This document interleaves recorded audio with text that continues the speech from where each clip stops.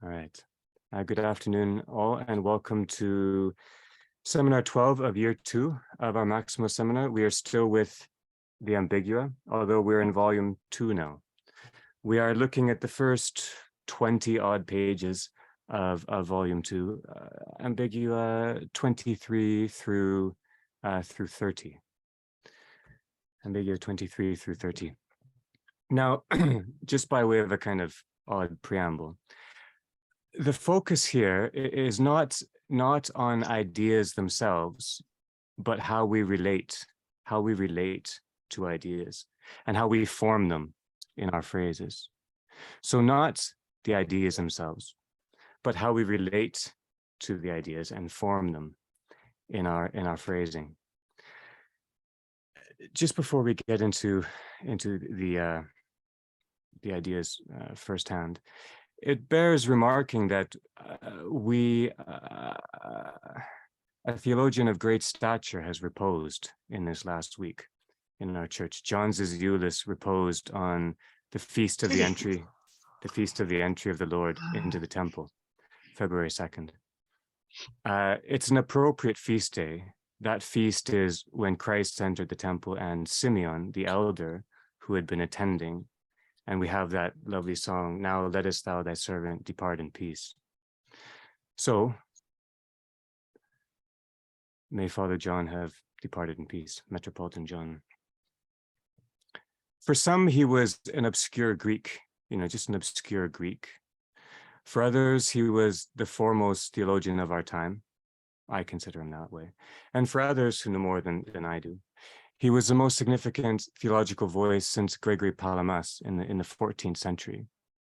So the man's presence was immense and holy. He was one of the only people that I know writing, actually, period, about Maximus that thought with Maximus. He thinks with Maximus. Most people think about Maximus, or about an idea in Maximus, and treat him as some kind of object of study, a reverential object of study, but an object of study. But Zizioulis didn't. He was there with us and with Maximus, and that is something which is rare. So we've been blessed, and we're grateful.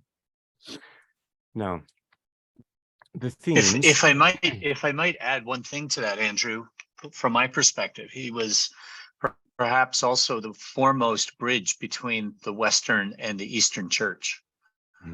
His writing on communion, etc., I think for many of us was the introduction to Eastern thought, and what an introduction it was. So as great a man as he was within the Eastern Church, he also was a tremendous gift to the Western Church. And he had such good friends within both the Protestant and Catholic worlds that he treasured. So, but he followed fairly closely to Callistus Ware's departure. Yes. So the world does seem a little smaller.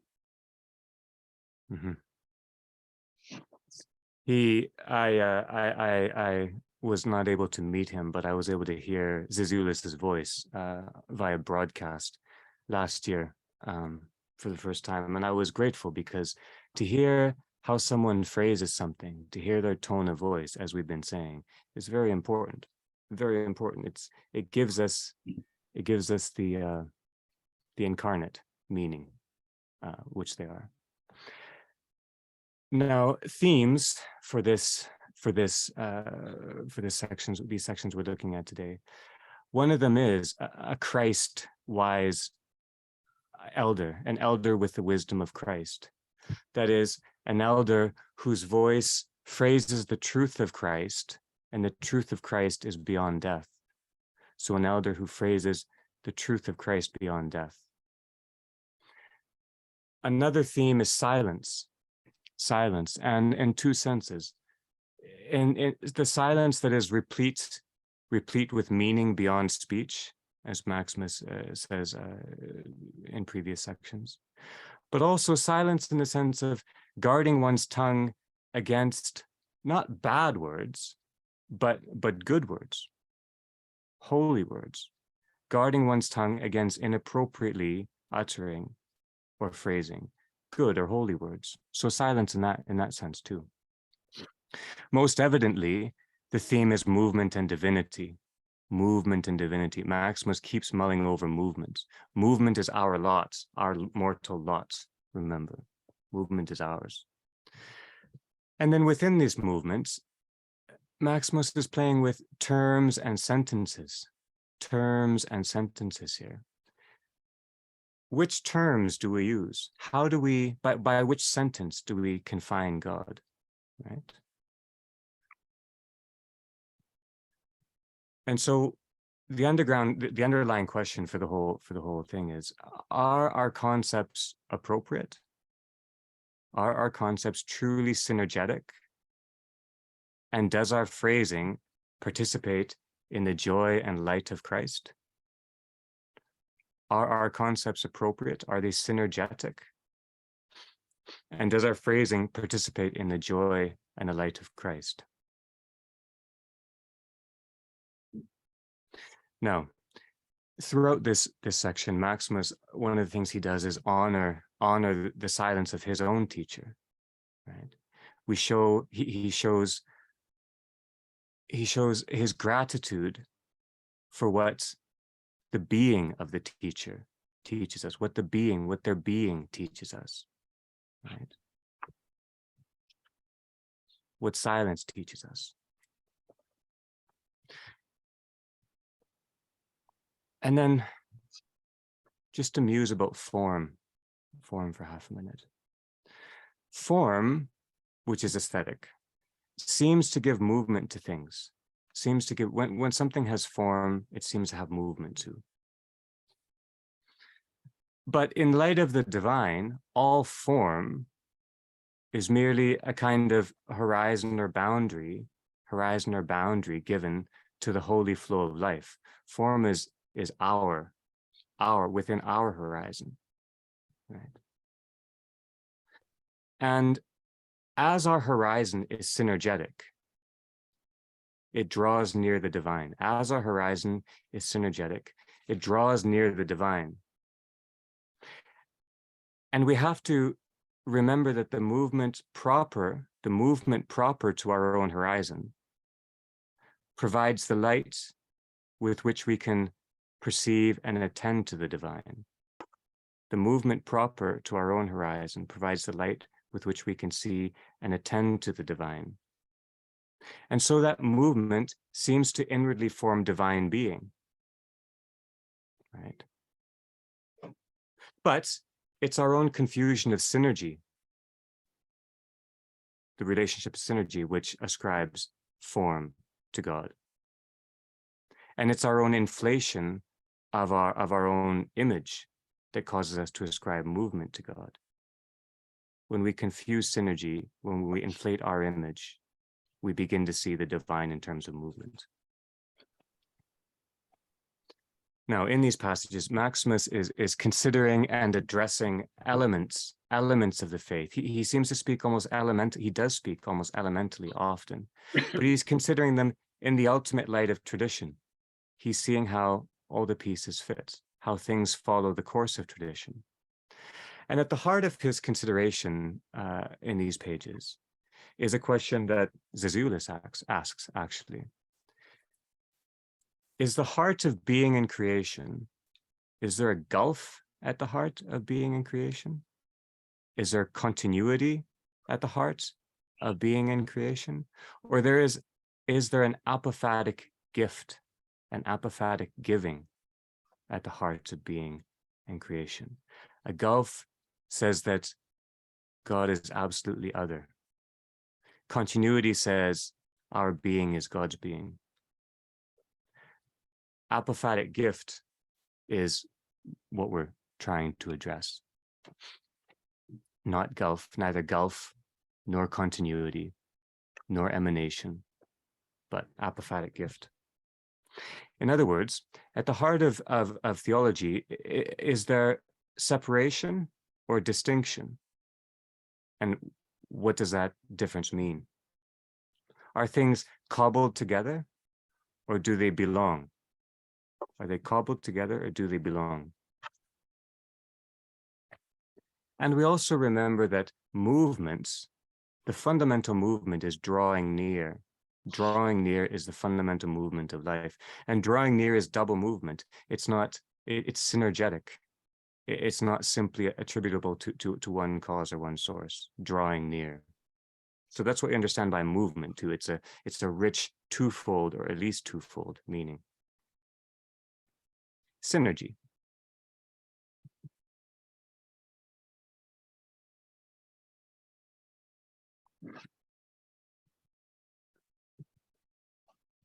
Now, one more little note. Maximus talks about, and we'll get into this a little bit later, he talks about transposition. This is a word that I think is key. Transposition. Transposition, we can think of it as the integrity through movements. Integrity through movements of tonality and phrasing. Transposition, to transpose something rather, is to maintain its integrity through movements. Integrity addresses what Maximus calls the apophatic form beyond form, form beyond form. And so God's gift to us is whole. God's gift to us is whole, not held back. God's hiddenness is playful, delightful, present. The gift is whole, and our life is spent completing, so-called completing, God's gift through and within our drawing near. Our drawing near in synergy is the completing of God's gift. But one must be watchful against inappropriate completion of God's gift. That is, inappropriate completion that is bent unto our own self-image and completed in terms of our own mortal life, right? In terms of death. In synergy, we are always being completed. We are always completing. When we seek to complete, to provide a sentence for God, then it's us that we're talking about. All right, let's get into the text. So turn to Ambiguum 23, please. It's page 3 in volume 2. And just a few comments about this, and then we'll hear a little bit. Ambiguum 23. This is from St. Gregory's first oration on the sun. And these are the lines that Maximus relates to us from Gregory. For this reason, the monad from the beginning moved toward a dyad, and at the Trinity came to a halt. For this reason, the monad from the beginning moved towards a dyad, and at the Trinity came to a halt. Okay. This passage one may not comment on. It's far beyond our comprehension. Maximus begins to participate. He doesn't comment on it either. He begins to participate in Gregory's meaning here. And turn to page 5. From 5 over to 7, Maximus begins to think about divinity and essence and movements and form, right? And he says, within integral relation, the topos of movement, the place of movement, is hard to discern. Right? Within integral relation, the topos of movement, the place of movement, is hard to discern. Only that which has form, only the aesthetic register, undergoes movement. Right? And yet, movement is ascribed to God. Turn to page 7, please. And David Jennings, if I could ask you to read a passage, just so the first full paragraph on page 7, beginning, it was in this manner that the godly-minded Mhm. Gregory, over to the end Sure. of the Ambiguum. And here we have the transition from just considering movement and divinity to noetic and synergetic movement. Noetic and synergetic movement. Pardon me, David, please. Okay. It was in this manner that the godly-minded Gregory likewise said, the monad from the beginning moved toward a dyad, and at the Trinity came to a halt. For the deity is moved in the intellect that is receptive of it, whether angelic or human, insofar as, through and in the deity, the intellect searches for insights that pertain to it. To state this more clearly, in the deity's initial approach, it indivisibly teaches the intellect the principle of unity, lest division be attributed to the first cause, spurring the intellect to receive the divine and ineffable fecundity, whispering quietly and mysteriously to the intellect that it should never consider this good to be infertile of the word and wisdom, or power that sanctifies, which are consubstantial and exist hypostatically, lest the divine be thought to be compounded of these as if from accidents, and not believed to be eternally existing as these. The deity is therefore said to be moved insofar as it is the cause of the mind's search to understand the deity's mode of subsistence. For without being so illumined, apprehending the deity must be reckoned among those things that are impossible. The deity is further said to move according to its most progressive manifestation and more perfect teaching in Holy Scripture, beginning with faith in God the Father, proceeding to a common confession of faith in the Father and the Son, to the reception of the Holy Spirit, together with the Father and the Son, so that those who have been so taught are led to worship together the perfect Trinity in perfect unity. That is, one essence, divinity, power, and energy in three hypostases. Thank you. Thank you. So, what do we have here? We have the beginning of Maximus loosening the ground for us.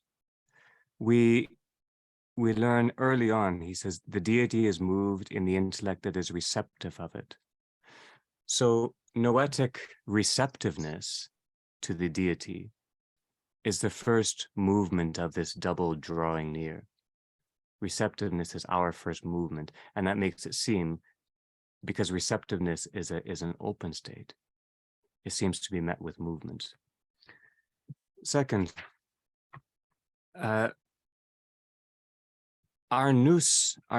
intellect is cleared or enters a state of truth, so that Christ, who is already present within, completes our being in synergy, right? This is the completion we're talking about. Completes our being in synergy, in which we move, but God is. We move in synergy, God is in synergy. God's being is a being beyond our movement, being beyond mortality. All right, and we can return to these passages later. There's plenty there. Following right on to Ambiguum 24, which is also about movement. Same page, just a second half of page 9. So this is from St. Gregory's first oration on the sun. Now, unless we are intoxicated, that's lovely, huh? Unless we are intoxicated, we make a distinction, I think, between willing and a will, between begetting and a birth, and speaking and speech. The former refer to a subject in motion, the latter designate the motion itself. What is willed does not belong to a will. It is not a necessary concomitant of it. Nor does what is born belong to a begetting, nor what is heard to an act of speech. They belong instead to the subject who acts, they belong instead to the subject who wills, who begets, who speaks. What belongs to God, however, transcends all these cases, since for him begetting may well just be the will to forget. What belongs to God, however, transcends all these cases, since for him begetting may well just be the will to beget.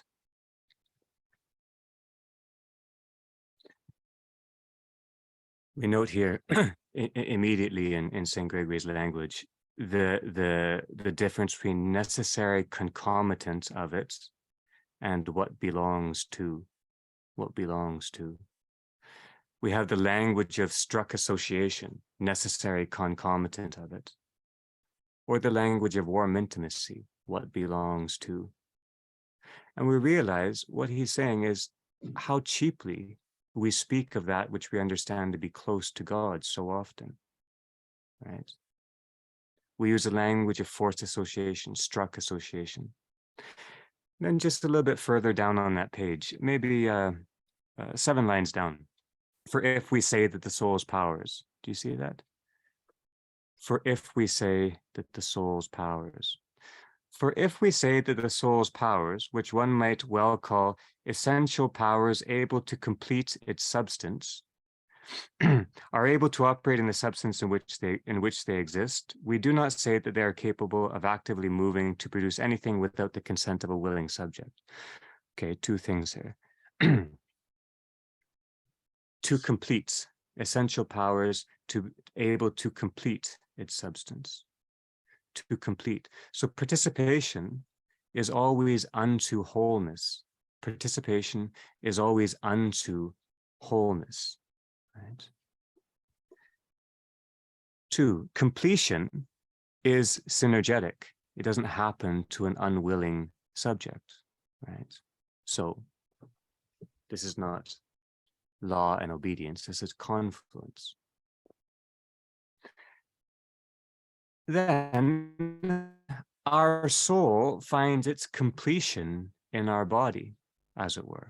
Our soul finds its completion in our body. In a minor way, speaking of completion, not in a significant larger way in which we are only ever completed in Christ. These so-called dualisms, which we like to hold to, mind, body, aesthetic, noetic, these are, Maximus is not observing them. We are observing them. They're not to be observed. So he leads us past them each chance he gets, as we try to as well. Also in this little passage, we find a renewed emphasis on the trouble of place and movement. Place and movement, right? Do we set terms for the current of being, right, without the consent of a willing subject? Or do we phrase the current of being? Do we conjoin play with meaning and delight?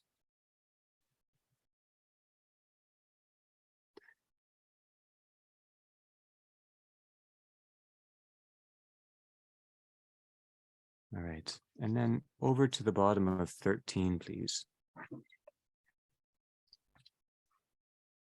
The bottom of 13. It's the 6 lines up from the bottom, that paragraph. Let even these things, the teacher says, which are derived from human precedents, be mentioned, but far beyond them all are the things of God. For with him, perhaps, begetting is the same as willing to beget. By adding the adverb perhaps, he rendered the statement doubtful, uncertain. Since the birth of the Son from the Father is beyond willing, between the Father and the Son, there is no mediation of will, for not even the will of the Father can be thought of in any way whatsoever before the Son, because the Father did not exist before the Son, just as the intellect is not separate from the word that comes forth from it, nor the light separate from its radiance. That just as, we be careful with that just as. Because insofar as the Father and the Son, who is begotten timelessly from him, begotten timelessly is a wonderful, wonderful phrase.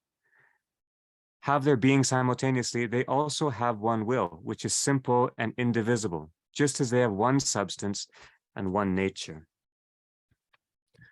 Okay.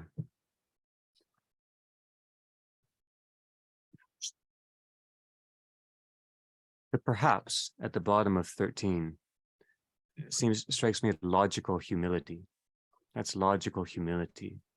It's not doubt. It's not a lack of sure-footedness. It's an unwillingness to make that step, period. But then over to the top of 15, no mediates, no mediation. There's no mediation in how we can understand the Trinity. There's no form there. There's no form of energy between that we can single out and distinguish and potentially separate. Immediate relation is relation beyond form. Immediate relation. Relation beyond form means relation beyond the aesthetic. And that means relation beyond us. We do not understand what is beyond form.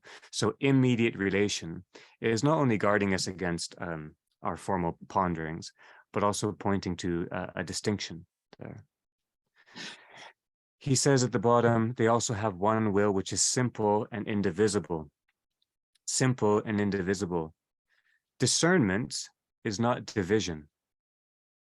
Discernment is not division. Discerning something does not mean observing a distinction, or rather observing a division.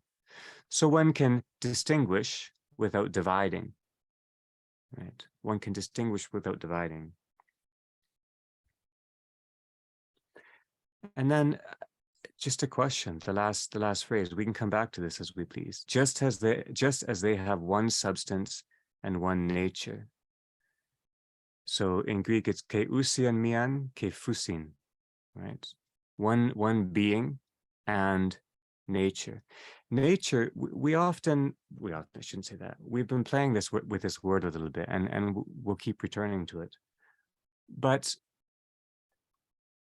this is the sense when we talk about the natural world, the nature of the world. It's in this sense that we should be thinking of nature, not as created perishable. Okay. Over to then Ambiguum 25.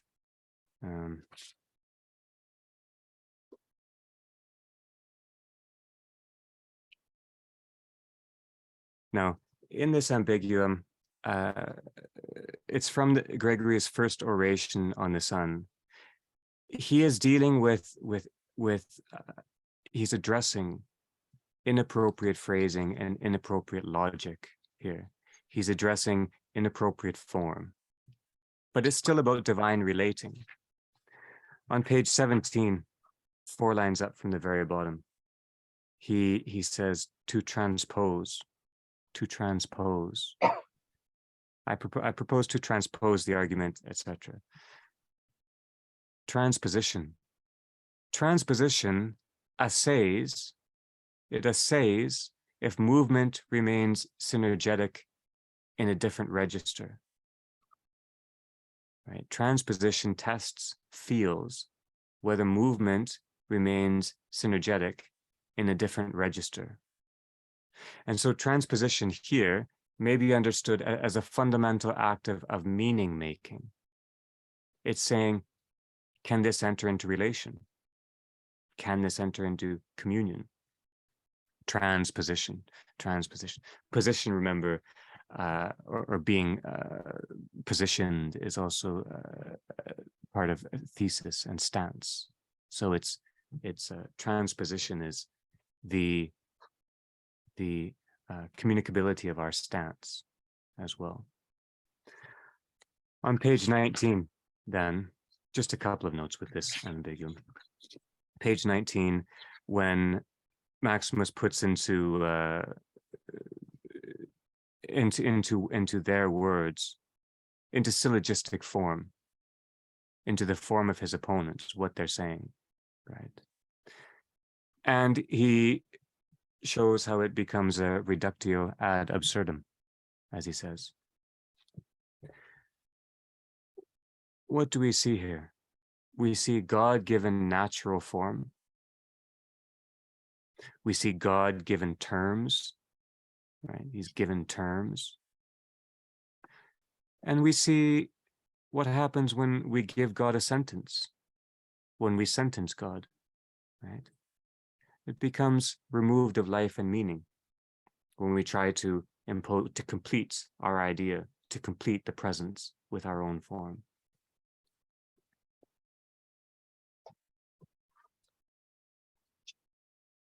Ambiguum 26. Okay.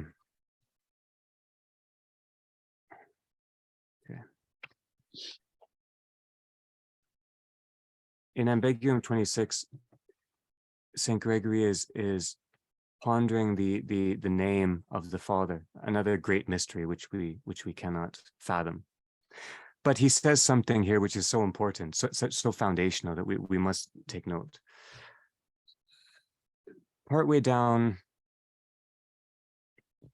about 12 lines up from the bottom of 21, about 12 lines up from the bottom of page 21, or a couple of lines above that. For this reason, the teacher. Do you see that beginning? For this reason, the teacher. For this reason, the teacher, having drawn out the contrast between the proper names, immediately affirmed that the name of Father is neither the name of an essence nor an activity, but rather of a relation, and of the manner in which the Father is related to the Son, or the Son to the Father. Now, the manner in which, turn to the footnote, please. It's on, I hope everyone already did this, but let's do it together. It's on page 355, right? The manner in which. Let's read the passage again on page 21. For this reason, the teacher, having drawn out the contrast between the proper names, immediately affirmed that the name of Father is neither the name of an essence nor an activity, but rather of a relation, and of the manner in which the Father is related to the Son, or the Son to the Father. And the translator is a footnote, which is really good. This is page 355, footnote 3. The manner in which, or tupos echi, sometimes translated as disposition, right, is a technical phrase closely related to the category of schisis, or relation condition, and answers the question, what is it like, or what is its mode of being?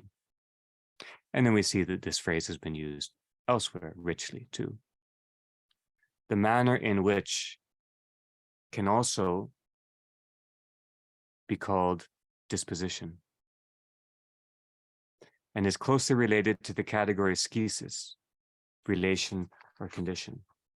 So, the name of Father is neither the name of an essence nor an activity, but rather of a relation, and of the manner in which, the disposition through which the Father reveals relation to the Son, right? It's not tropos, it's not that word, but it is in a heightened manner walking us into the same place that tropos gets us. That's the first thing to note.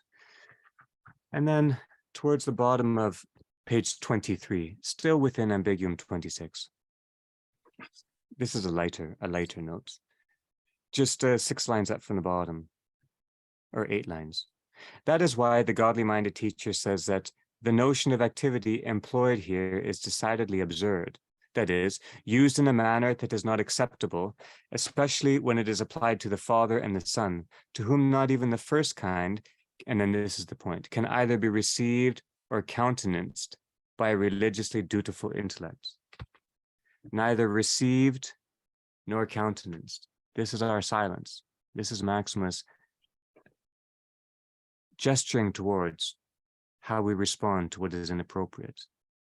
We neither receive it, we're not open to it, nor countenance, nor make it part of our stance, of our disposition. That's all. We don't curse it or try to harm it. We are differently.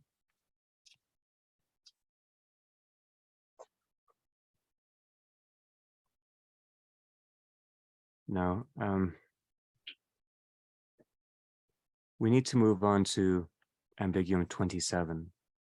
This is a very rich and strangely important piece. The heart of it is the idea of properly speaking, the phrase properly speaking. What does properly speaking mean? So also at the heart of it is the idea of belonging and the idea of what is appropriate. And he's talking about our phrasing. Micah, I'd like to ask you to read the whole thing, actually. But just before that, if we have volume 1 of the Ambigua here with us, I want to revisit a passage from page 357. So it's Ambiguum 14 from volume 1. If you have it, you can read along. If you don't, it's not that important. But we need to have it in mind, because I think that this is touching the same thing. And you recall, this is Maximus's meditation on Gregory's statement that geometry during mourning is out of place, right? So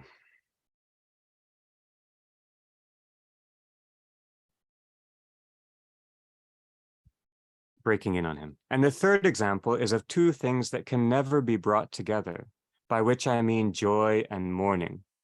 And then here's the important part.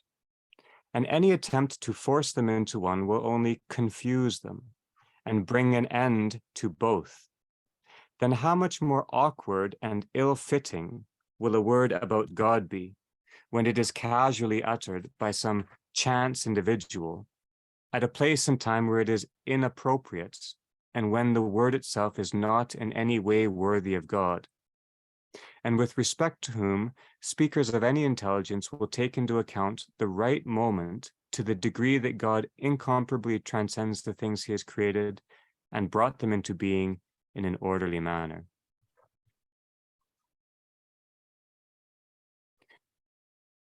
This is one of those passages which I just don't comprehend. I'll read it once more and then we'll move on. But I understand his analysis, I think. I don't understand the way through, but that's what he's asking us to do.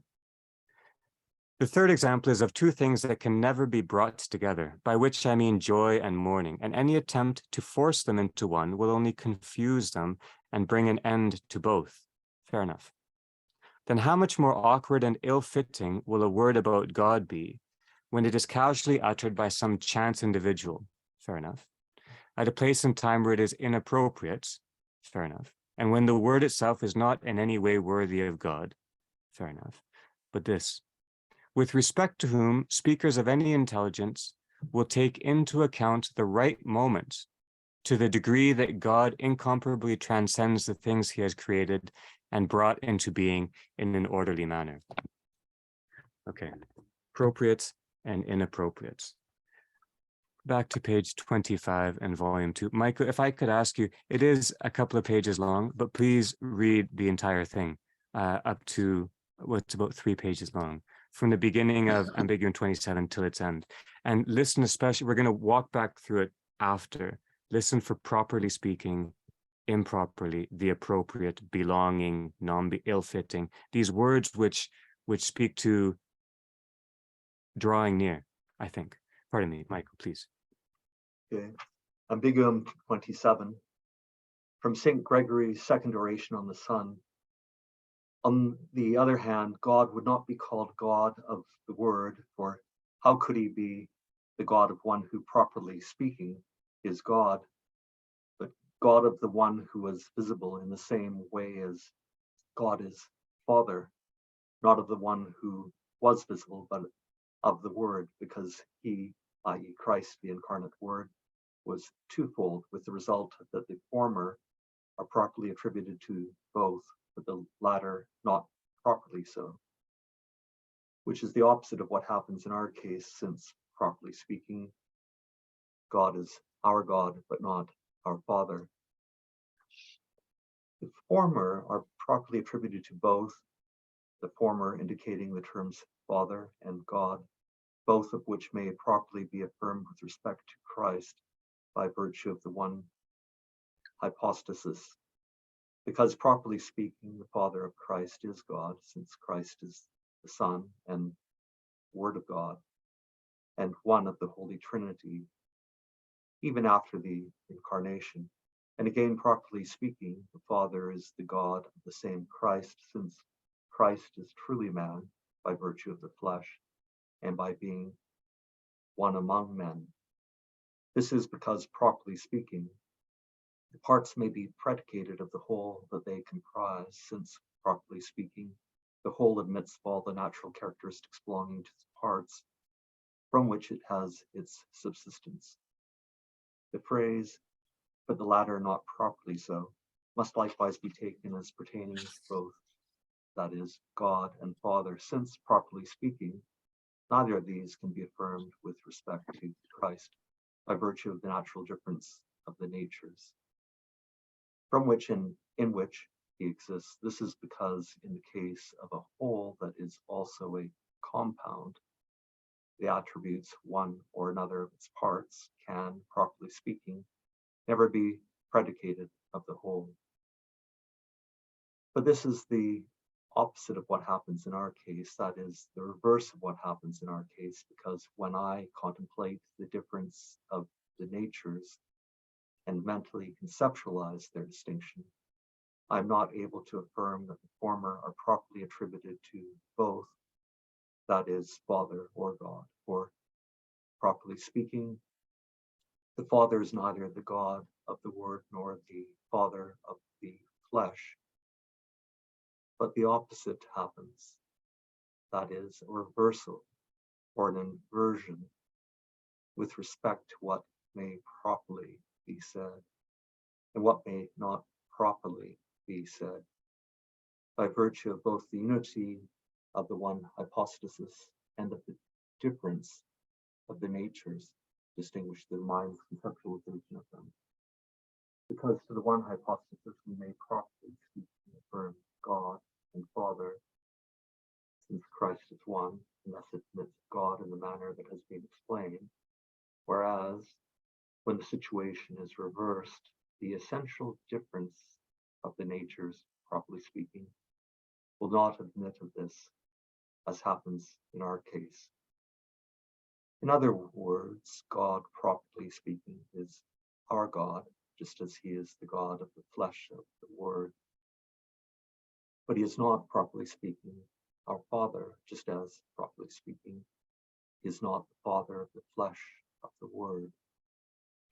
By a reciprocal exchange, we need to say that the things of the whole belong to the parts, and the parts to the whole, and then one easily acquires a clear grasp of the issue at hand.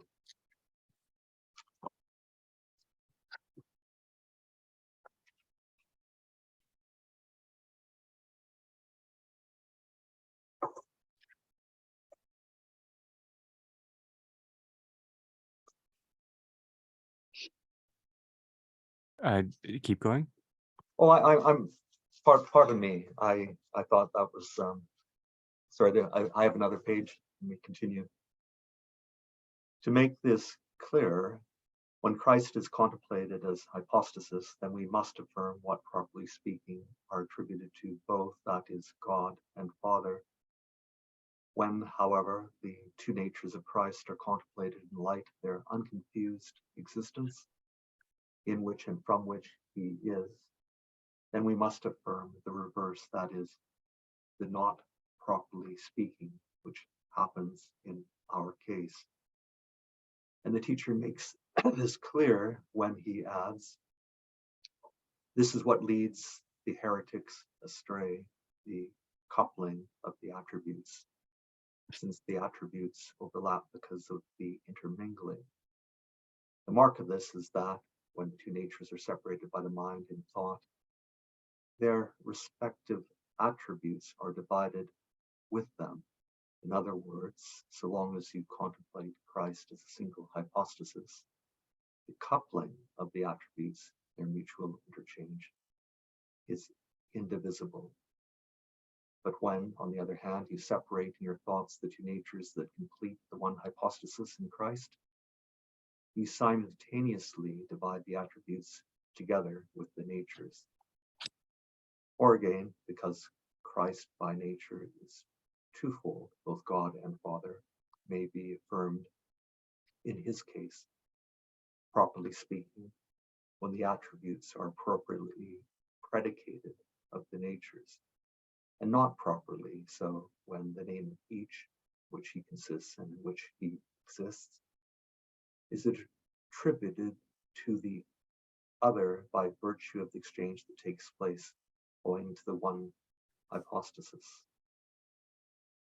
But not knowing how to make such a distinction, or rather not willing to endure such a distinction, heretics then and now do not cease to blaspheme the only begotten Word of God, some reducing him to the level of a creature on account of his human attributes, and others confusing the dispensation by denying the natures of which he is composed.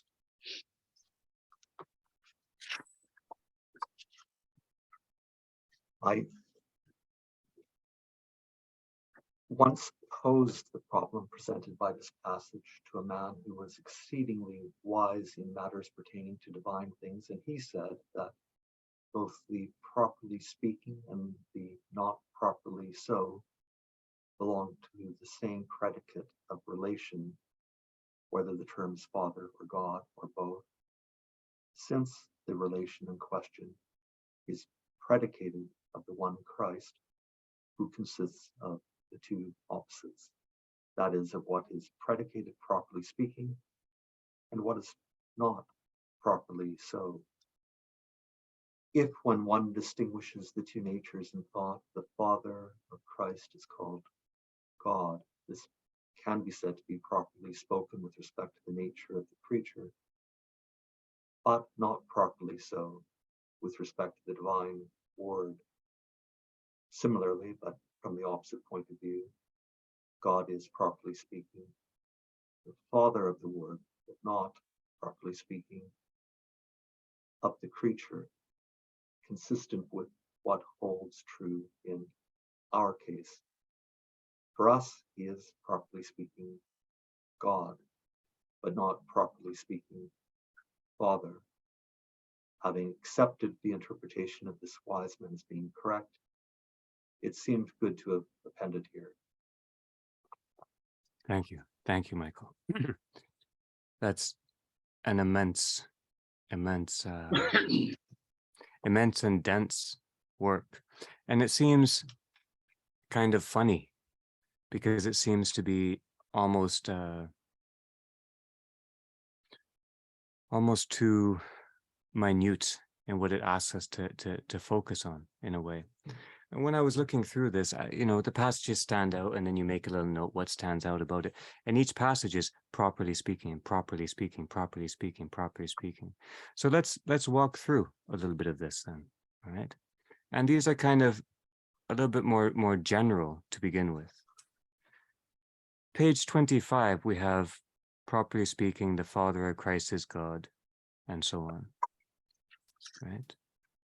So properly speaking belongs to composition, to relation. That's the first thing we note. Properly speaking belongs to composition. And then on 27 at the top, well, bottom of 25 and over to 27. And Maximus begins talking about compound and unity. And so we realize that properly speaking belongs to the composite, to the compound, to us, in other words. All right, fair enough. That's at the top of 27. And then the middle of 27, when he says, but the opposite happens, a reversal, what may be properly said and may not be properly said. So properly and not properly be said. If something can either properly be said or not properly be said, if that's even a question, then it cannot belong to the simple, because the simple does not admit perspective. right? So this is the first, I think, real thing. Properly speaking and not property, the idea of proper cannot belong to the simple, because the simple does not admit perspective. It belongs to the appropriate, and the appropriate refers to something in relation. And then at the bottom of 27, since properly speaking, he is, but not properly speaking, he is not, but properly speaking. All right. We have the idea of transposition here. Transposition, right? In this position, it is the case, its truth is there. And in its other position, it is not the case, and the truth is not residing there.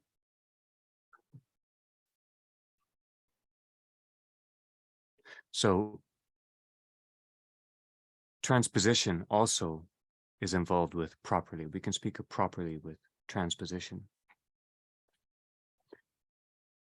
And then at the top of 29, when he's talking about properly speaking, but he says when Christ is contemplated as, when he's contemplated as, and then a little bit later, when Christ is contemplated in light of, when Christ is contemplated in light of, this may properly be said, this may not properly be said.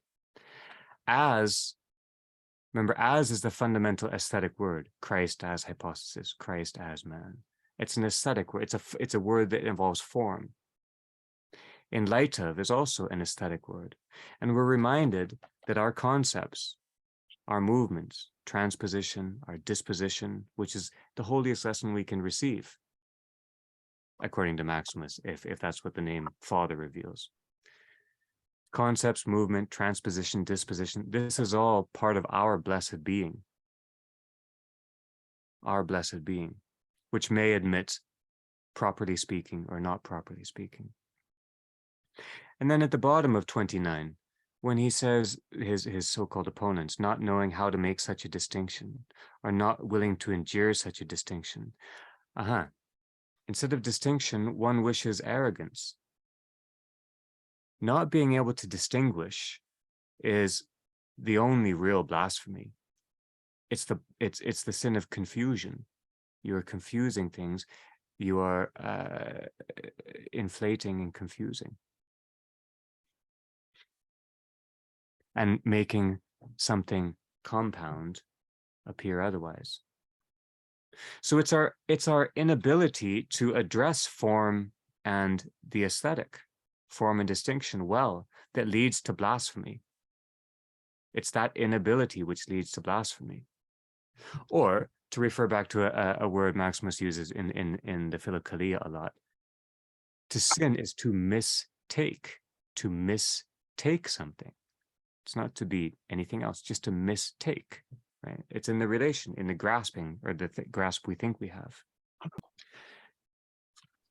And then on page 31, when he mentions this wise elder, again, what do we have here? We have Christ wisdom. We have wisdom beyond our horizon, right? And this wisdom beyond our horizon says, properly speaking and not properly so, can both pertain to the phrase. So our speaking, although inadequate, is not unholy. It's just inadequate. We need to remember that it doesn't complete things for us. And we can't sentence anything to anything. But it's not wrong. It's just not properly so, right? All right.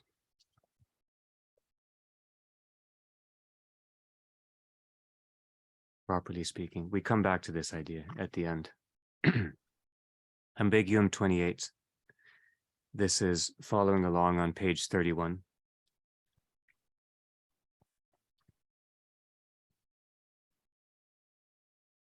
This is an immense idea. We can return to this later, but I'm going to be a little bit brief with it now. Ambiguum 28 from St. Gregory's same second oration on the Son. Just to read it out and then a couple of notes. He, that is Christ, receives life, judgment, the inheritance of the Gentiles, authority over all flesh, glory, disciples, or whatever else is mentioned. Or whatever else is mentioned. To which the teacher adds, and these things belong to his humanity, after which he says, yet it would not be absurd to grant them to God. Yet it would not be absurd to grant them to God. This is the thorny bit, obviously. For you would not be granting to him acquired properties, but properties that have existed together with him from the beginning, not by grace, but by reason of his nature, right? Or by the logos of his phusis, right? It's from those roots. All right.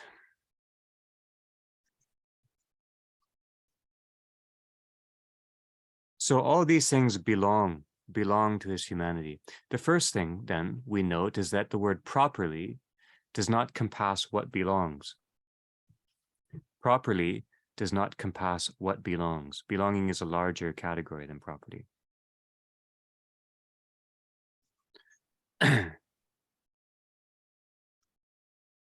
On page 33, he says, I judged it a good thing to put the matter before a wise elder. A wise elder.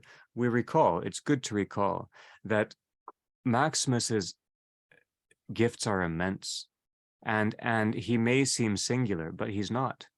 He's not singular. He is a great, great gift beyond what we could hope or conceive. But so are many others from whom we don't hear, right? We have to be careful about what we understand Maximus to be doing here. He's phrasing the tradition. He's not making his own art. And then the elder responds, let us grant to God, let us grant. And I want to just focus on that. Let us grant, let us grant. Let us say with extreme watchfulness. Let us say with extreme watchfulness. Or maybe let us bless what the deity reveals to us as it is revealed, and not search beyond that.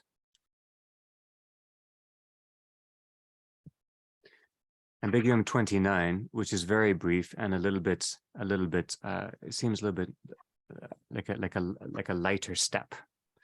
But it's about ascribing being to God. It's about the temptation to ascribe being to God. And to ascribe means to relate our sense of being to God, which is what Maximus is talking about this whole time. We're ascribing our sense of being to God, and thereby entangling our own steps. He asks the wise elder again, and the wise elder says that the words should not be taken, right? Should not be taken. So we ask, what does our grasp do? The elder doesn't say the words are wrong. He says, don't take them this way, right? What does our grasp, how do we grasp things? Again, it's not about ideas, but it's about our relation to ideas, right? Not about mystery, but our relation to mystery. That's another way of putting it. And then as the phrase being pondered is from St. Gregory, for we affirm that it is impossible for God to be evil or not to be. And Maximus muses that there's an ellipsis there, or text that is broken off. But let's just think in terms of negation here for a minute. Negation, the effective negation, the echo of negation, the horizon of negation. We've dealt with negation a lot, primarily in its apophatic form. The effect of negation, the effect of it is to counter something, to say something's not the case or not true, right? The echo of negation is that meaning is provided within opposition, right? To think in terms of negation means that meaning is provided within opposition. The horizon of negation is thing or no thing. We have this thing or we don't have this thing or no thing. That's why negation is so close to nihilism, and why critique is essentially nihilistic. The sentence makes sense even if it is complete. We affirm that it is impossible for God to be evil or not to be. It is impossible for God to be or not to be. Why would we ever think that these sentences, these phrases could contain? So even on that level, St. Gregory's pointing at something we can take into consideration. The effect of negation is to counter something. Its echo is to provide meaning within opposition. And its horizon is nihilism, thing or no thing. And that's why Maximus keeps walking around it.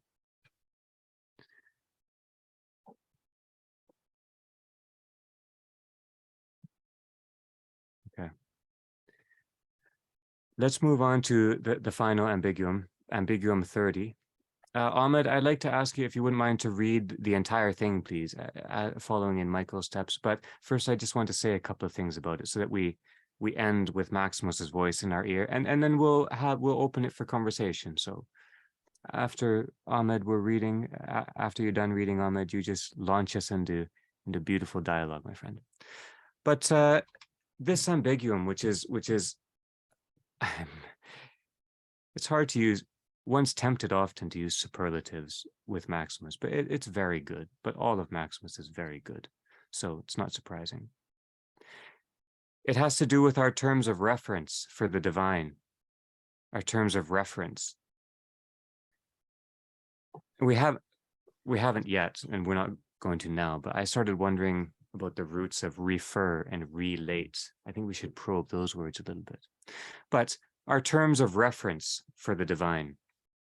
So Maximus and Gregory use the phrase in a godly manner first. And we'll see this. I'm going to walk us through some ideas and we'll see this. In a godly manner, in a godly manner. In a godly manner is that mode of reception which by which Maximus characterizes the nous earlier. In a godly manner means our mode of being as response, our being as response, our being as co-responding, co-response to God, our being as belonging with God. So that's in a godly manner. Right? And then he says, he has the phrase, since practice itself is contemplative. Since practice itself is contemplative.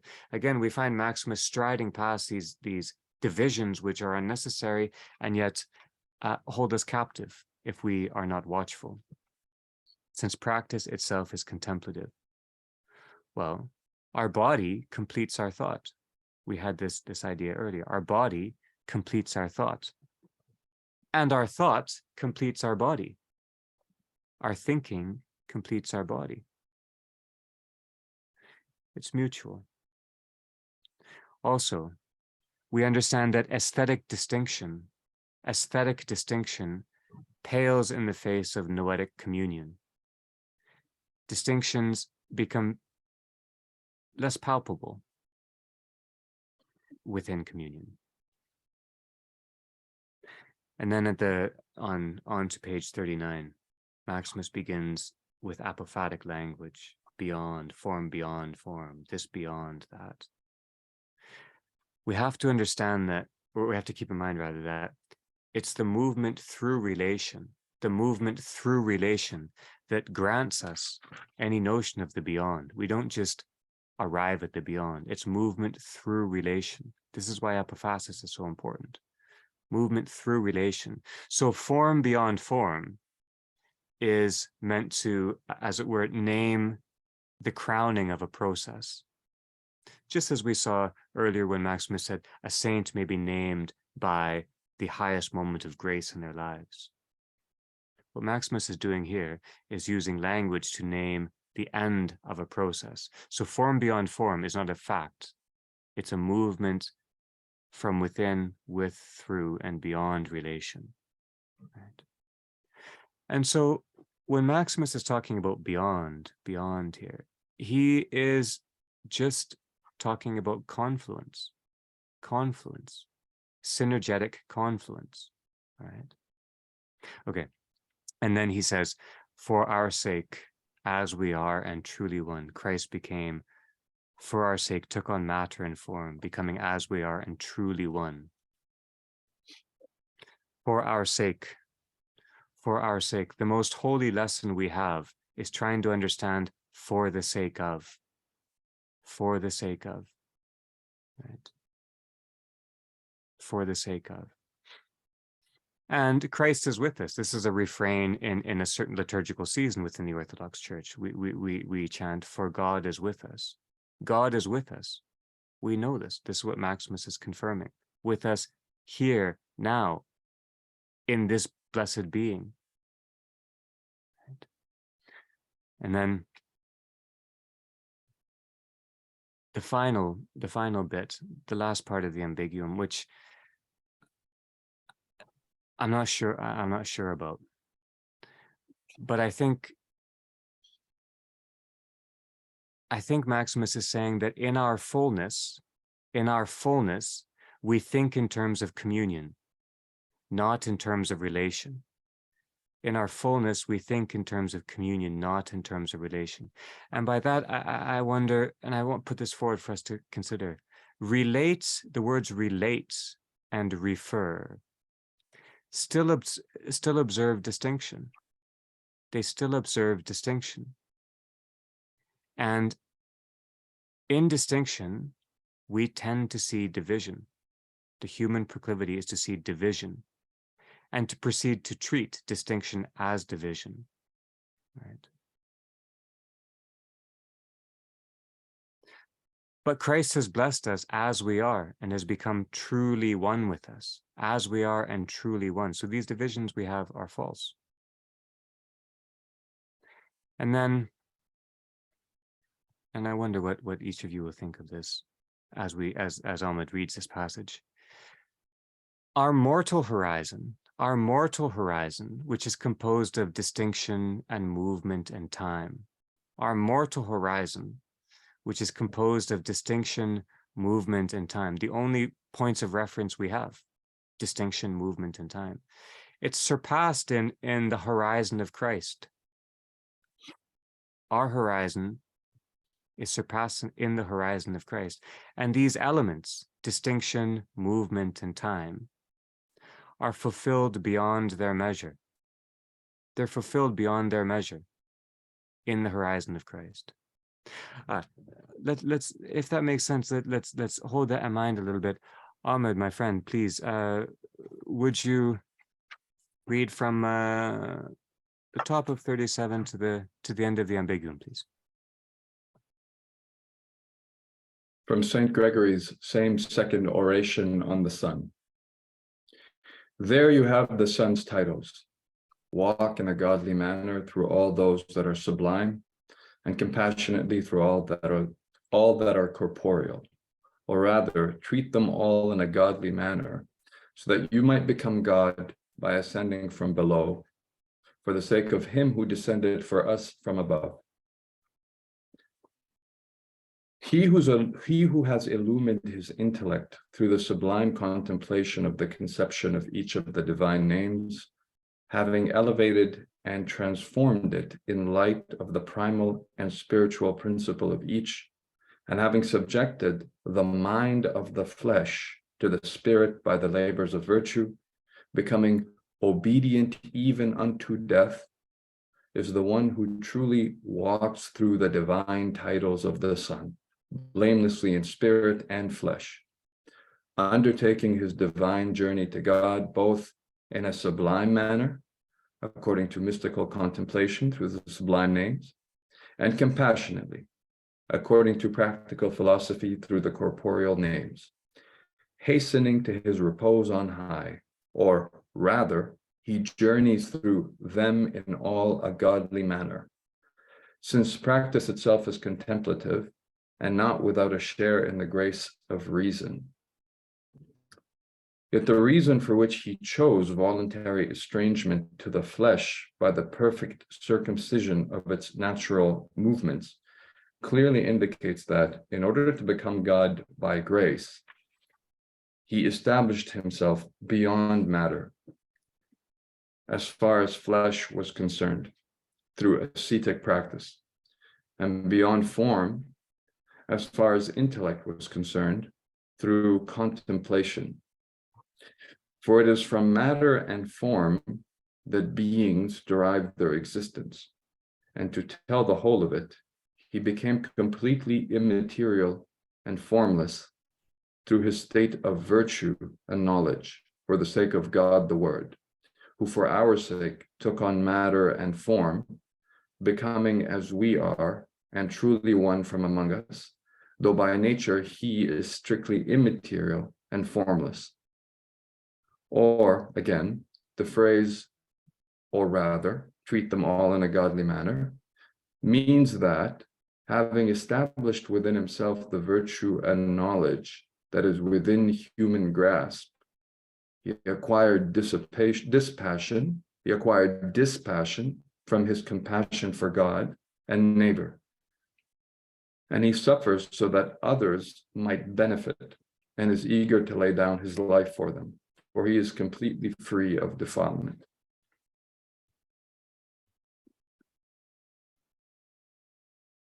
Thank you. Thank you. Let's begin to discuss.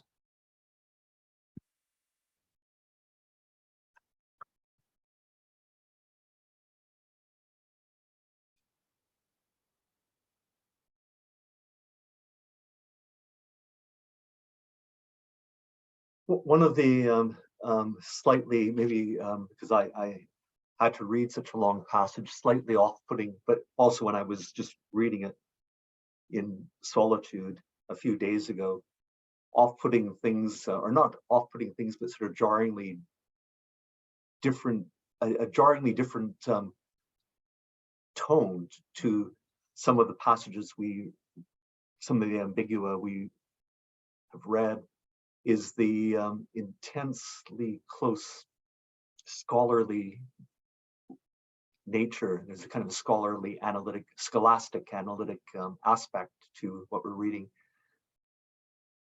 But we of course have a contrast. We've also experienced Maximus dealing with similarly formidable ontological issues in a kind of more concrete, elegant language, and that juxtaposition is quite striking. And maybe it relates in some ways to these, which I'm sort of half following, but this distinction between modes in which we're properly speaking and not properly speaking. I assume Maximus is properly speaking when he's in a scholastic mode, but it's so much more refreshing when he speaks, when he's properly speaking, and he says things that are sort of more vivid and don't have the aura of the scholastic behind. He himself says that this was an addendum, and it sort of strikes me, some of the passages in that way. I just needed to get that off my chest. I'm not really making interesting comments, but I'll let someone else say something more substantive. That's lovely, Michael. I appreciate you saying that. And that kind of captured me the first time through. But the second time through, I heard something different. At least I think.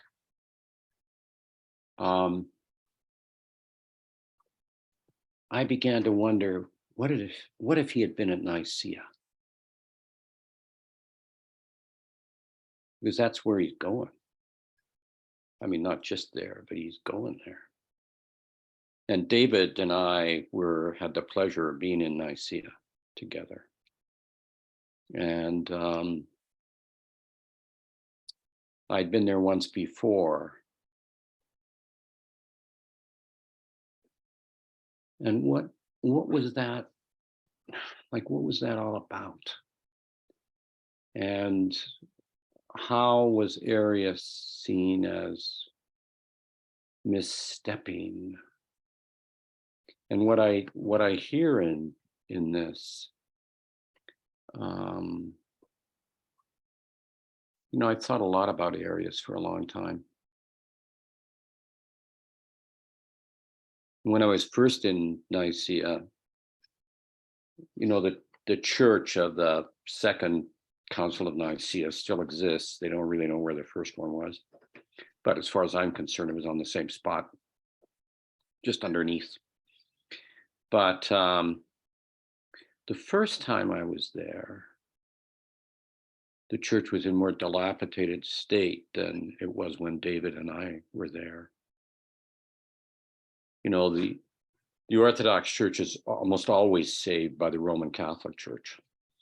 So the Pope had put money into restoration of it because an earthquake had knocked the dome off back in the 30s.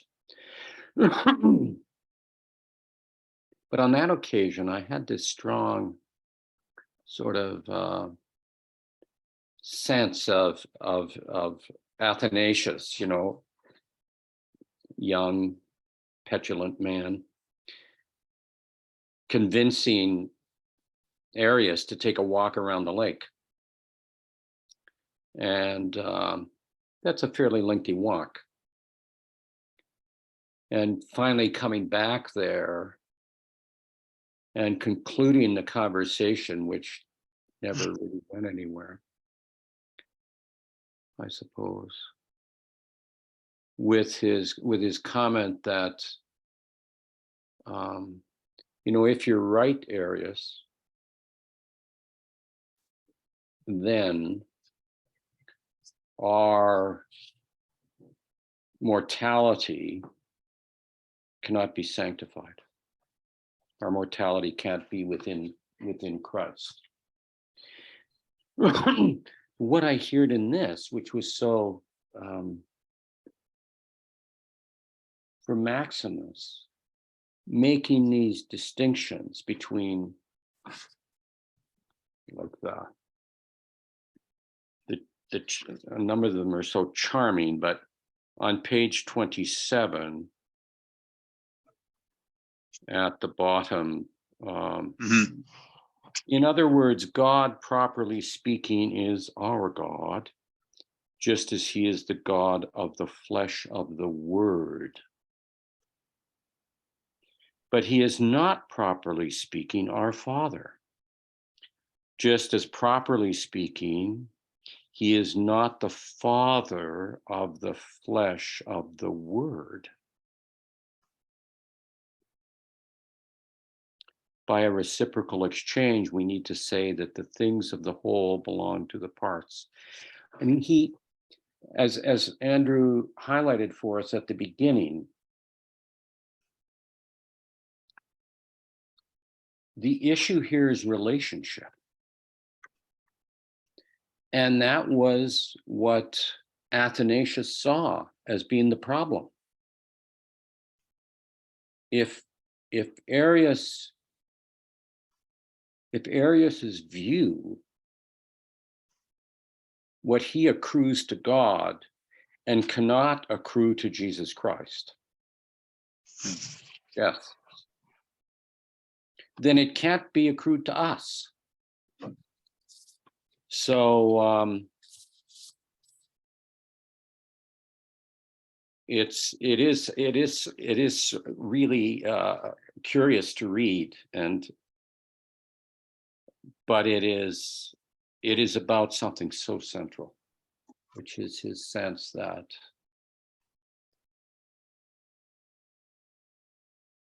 not speaking with care about God and about the incarnation, about the Word made flesh, not speaking with care about that completely upends and confuses how we understand ourselves in relationship to God. So I thought it was, and just listening to you read and what have you and walk into it, it really became so much richer for me.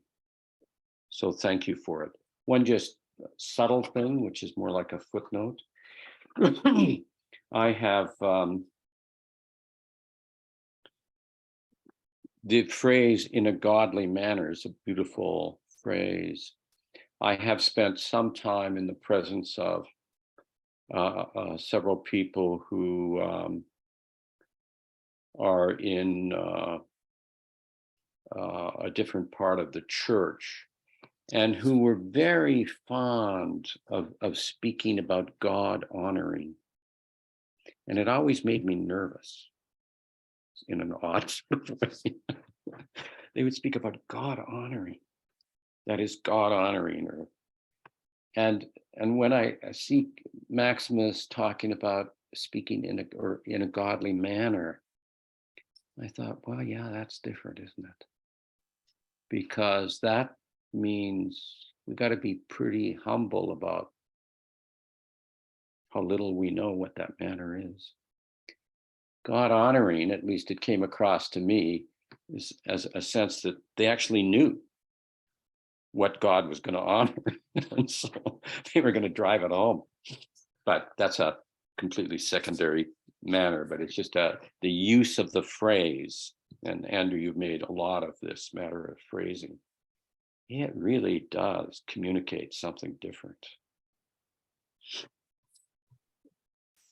David, let me, may I probe you twice? And then also open it up, but just following on what you said.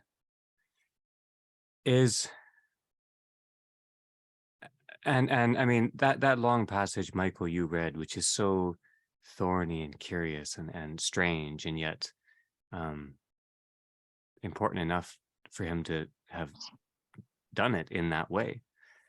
It strikes me that we might think of it in two ways, but I don't know. First, he seems kind of to be sweeping the clearing. Sweeping. He's being cared to sweep all the different parts, clearing it away. The clearing, i.e., aletheia, truth, the place where Christ is. The other thing that strikes me, just after Michael, you, and then David, it came to me now. It's not quite parody, but it almost seems to be slight satire, where Maximus is saying, okay, if you want to speak with certainty, we can begin to do that. But look how deadly it becomes. Look how lifeless it becomes.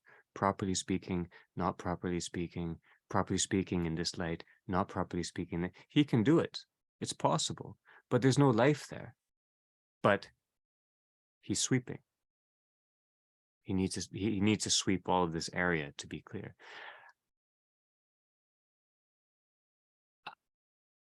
Otherwise, I wonder why he didn't respond in another way. Like you said, Michael, he has shown he is a master with forms of discourse. He's at ease. So why respond this way?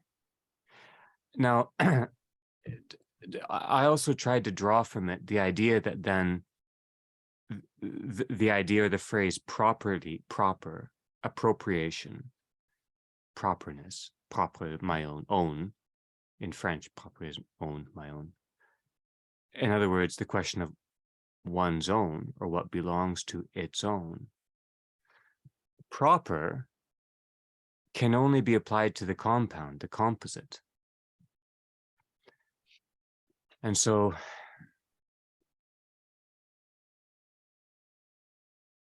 the highest thing that we can achieve is appropriate form. Simple form to which we aspire, or simplicity, but we have to understand it in terms of form, because that's all we know. All we know is the aesthetic, movement, distinction, and time. Simple form, then, is that which is even beyond appropriate. But then that speaks to integrity and to a number of other things that Maximus addresses too. So that's where I was able to kind of try to look to see maybe there's something in that direction too. But what do we make of this form? And Anna, Ahmed, Jennings, Michael, go, any of you really? I don't really want to say very much. I just wanted to throw in one just further comment.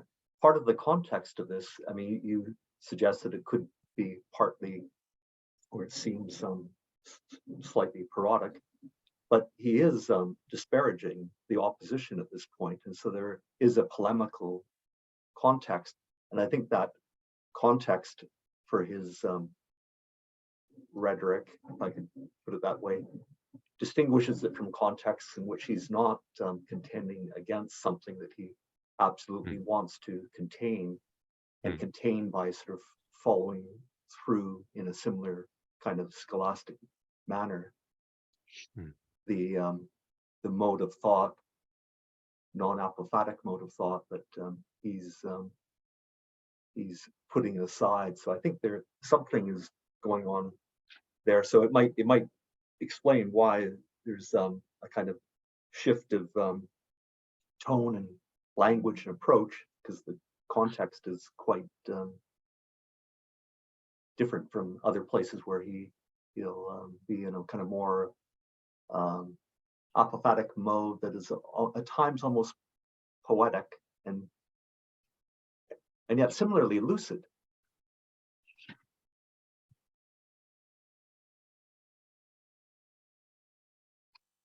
I must admit, I mean, it seems like everybody has got to that bottom of 27 on the properly speaking and whether or not we can speak of the fatherhood of God being Father. Andrew, am I right to say what I think I heard you say was that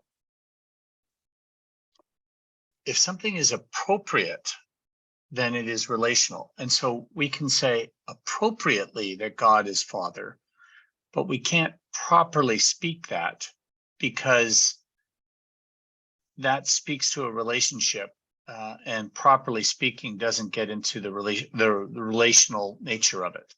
Did I get that right? Very close, yeah, very close. Okay. And even the idea of relationship is our word that speaks to form. So, and if the divine is immediate relation, it's beyond form. So yes, but. Okay. So when we're invited by Christ to address God the Father as our Father in the prayer, and Christ invites us in John 17 says that we are, or of the disciples are his brothers, they or friends, and we take on through, as in Ephesians, adoption, so that we, in one real sense, have the same Father as Christ because we have been adopted into that family. All of that speaks relationally, so it might be quite appropriate to use that, but it's not properly speaking. Am I getting that scholastic distinction there? I think you're comprehending Maximus. Yeah. Yeah, okay, great, okay. Because he's not denying then biblical truths that through grace we have been included. What he's saying is he's doing a much more narrow thing of addressing the Arians' arguments that attempt to separate, to distinguish between the Father and the Son within the Trinity. And so he's just doing that. As much as that is, it's not challenging our relationship with our Father, which, okay, that's great. That helps a lot. That clarifies some of my reading there. We're in that relationship to the extent that we are drawing near the Word. Right. This might be an overly simple way of kind of contending against, what Maximus might be going up against.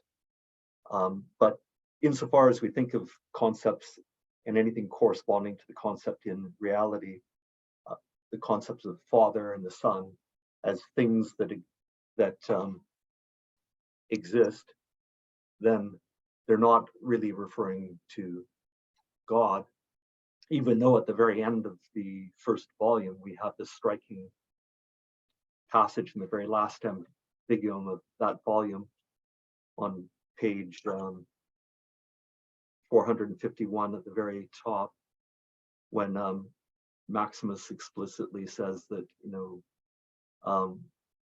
God, who is truly is none of the things that exist, and so that would include any concept we have of a father or a son existing as something concrete and containable by us.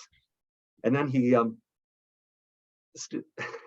says in a passage which illuminates and creates a bulwark against any kind of nihilistic interpretation of the apophatic or a kind of negational view.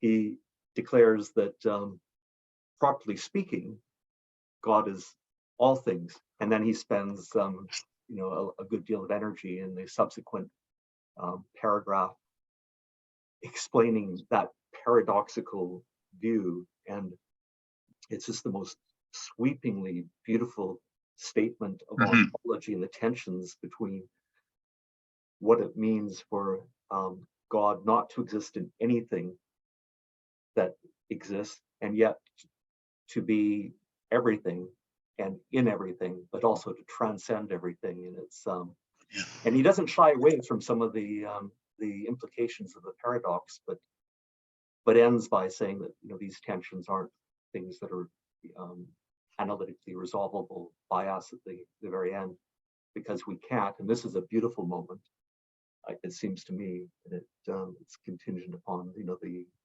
idea that God or the Logos is in everything in creation, that we can't beyond a certain point. And I assume this encompasses modern physics and what have you. We can't understand beyond a certain point even the simplest of all. Quote, we are incapable of understanding, the very last sentence of the first volume, incapable of understanding even the lowermost creature, lowermost thing in nature, in terms of the Logos of its being and existence. So it both redeems nature and suggests that because it does that which is in nature, which we can assiduously study, but eventually will run up against our limitations, as we have, I guess, with, I don't want to be too trite with quantum physics, and we can no longer describe something as this or that. Mm-hmm.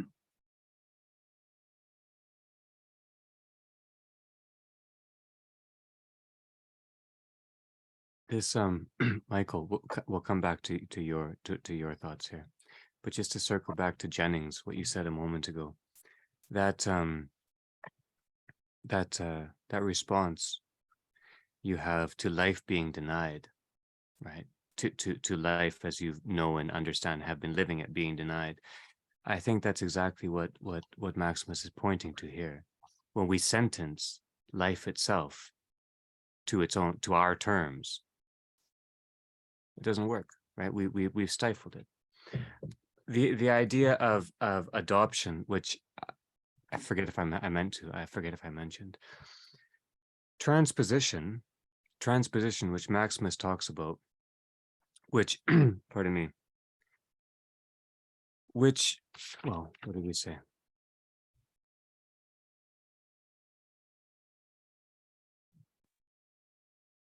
Right, to see if movement remains synergetic in a different register, to see whether something which is whole and well here as it is will be whole and well renewed in another relation. That's what adoption is too, right? That's what adoption is. Now, I really don't, I say very little about this. I don't comprehend this. But adoption is not saying we're the same as God, as in we can assume about God. It's not saying we're completely other than God. We share nothing. It's saying this is the gift. God is blessing as and in and who we are, as we are, and taking us unto him. And remember that proper also means one's own. So when he's saying, properly speaking, it's kind of saying on its own terms, right? On its own terms. We said that the term proper or appropriate refers to relation, not to simplicity. Okay, fair enough. Adoption is a relation of our own unto his own. What is proper to us becomes, as it were, proper to God. So it's about our own, and transmission then, or rather transposition, transposition is the integrity of our own in relation. Our own in relation. Is the gift renewed in renewed relation? That's what he's saying. And he's blessing. He's saying, yes, it is. It is. So I understand that also by not properly, well, on these terms, properly speaking, we can't call God Father. I mean, if we're just referring to the definitions of English words and the strict logical associations they make, no. But that's not the point, because our own has been blessed by a larger own, right? Our horizon, which only knew its own limitations, its own properly speaking, has been encompassed by the horizon of Christ, in which properly doesn't make sense anymore. It's not a word which makes sense. It becomes simple. Perhaps. But sorry, adoption and transposition, I thought, and because Maximus is so technical in these passages, he seems so technical. He's using almost dry language sometimes. But I think by transposition, he means adoption too, that kind of thing.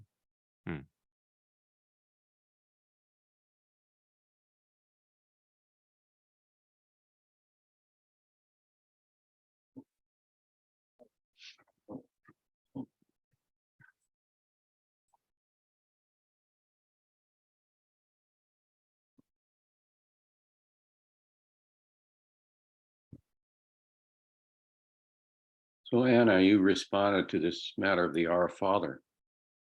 So what is the Our Father saying? Well, maybe I can answer your question by the passage that really struck me. I had difficulty with the ones with what I kind of reluctant, because I don't think I've fully adopted what's going on there. So I don't want to comment about that, but I was puzzled, because of course the prayer begins with Our Father. Mm-hmm.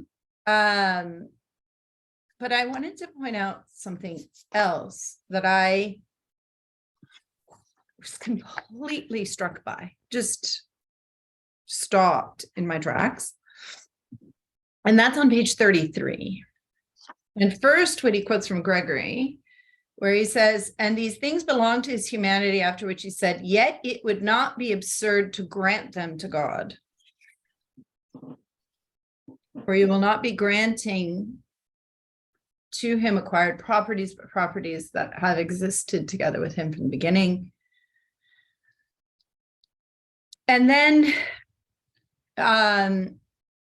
when he asks the wise elder, and I thought of Andrew, who always points these things out. So now that I've encountered Andrew, he doesn't say the elder explained it to him. He said he steered a course through the subject at hand, which is just delightful, right? He didn't say, and then it became clear to me, or he explained, or he laid it out in great detail. He steered a course through the subject, which I thought, okay, that was the first thing.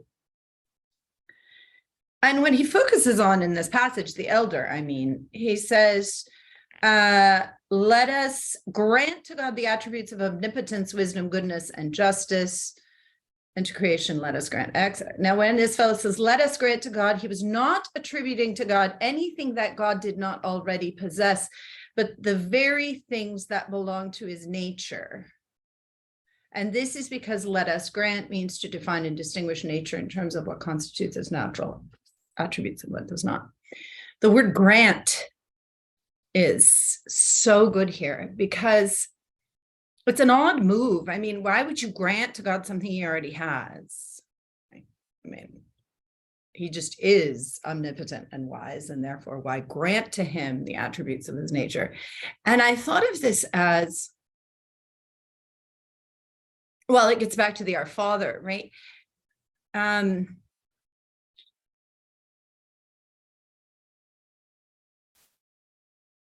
I don't know. These are just my thoughts. So I'm just going to share them and see where we come. So you say, Our Father who art in heaven. I mean, you are merely, hallowed be thy name. So you are granting to God the things he already has. You are not giving to God anything he does not have. And yet we are asked to do it anyway. And here, I am moved by, I think Andrew will laugh at this, but I'm moved by something that Berdyaev said about God. And he said something really interesting. He says, God is not sovereign in the way that men are sovereign. That is to say,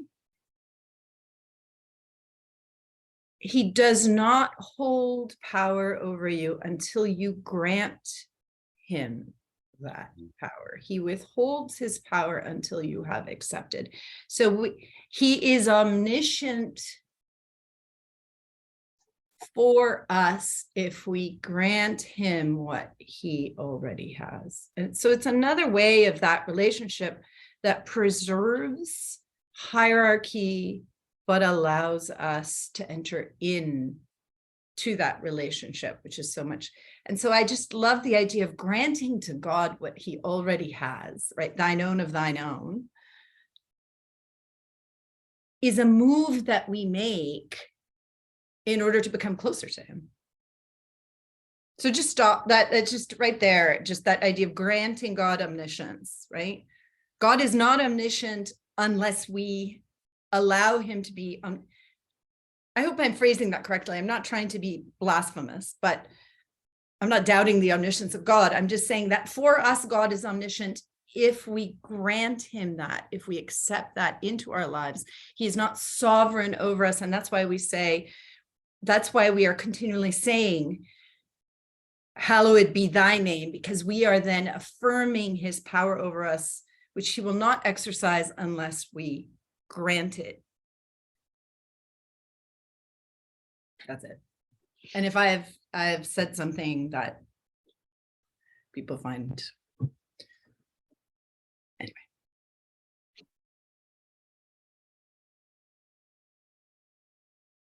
There's there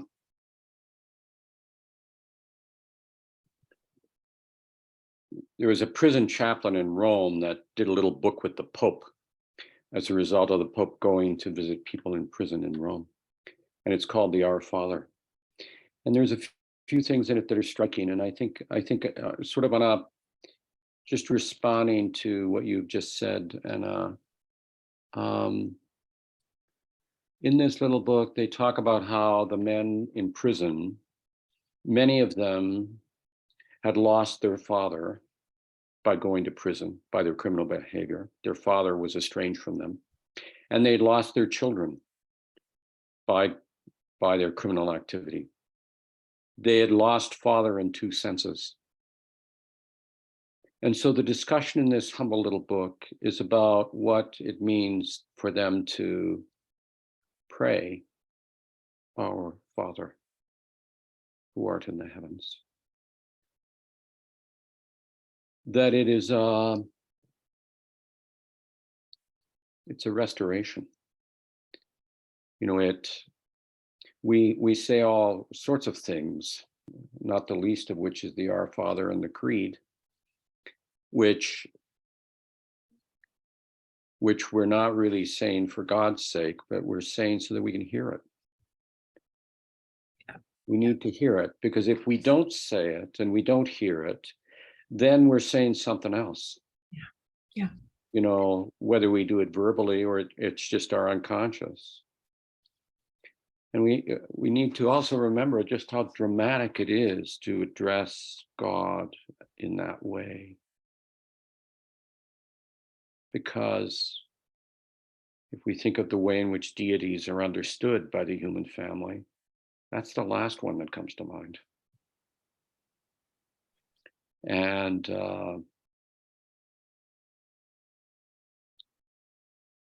of course, it's a problematic one when people have had a bad, difficult father.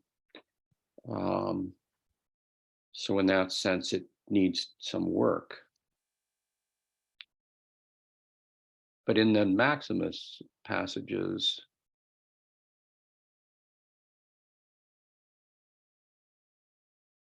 I mean, just to reiterate again, another thing that was striking to me in reading it is that underneath this or behind it, what he's really getting at is that where there's confusion in your understanding of relationship, when in fact it isn't relationship you're talking about, but it's, as you just suggested, Anna, power, force, obedience, authority, judgment, all of those sorts of things, which we presume about God. The whole human family presumes those things about God. When that is driving our sense of things, it completely pollutes the relationship that we see there embodied, incarnate in Jesus Christ. And the real kicker there, I don't think, has anything to do with God. Doesn't much matter. Maybe that's not an appropriate thing to say, but I'll say it nevertheless. What does really matter is that it immediately pollutes our relationship to the world. Because what we are doing is we recreate the world in our own image, and then we're not in the world. And that's the big tragedy, at least initially, I think, of those kinds of spiritual fantasies.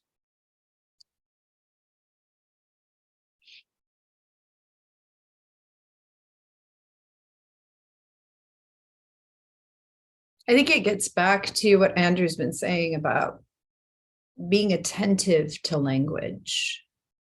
I mean, the word judgment is a biblical word, but as you say, David, if you misunderstand the nature of judgment, then God becomes an idol. Yeah. Well.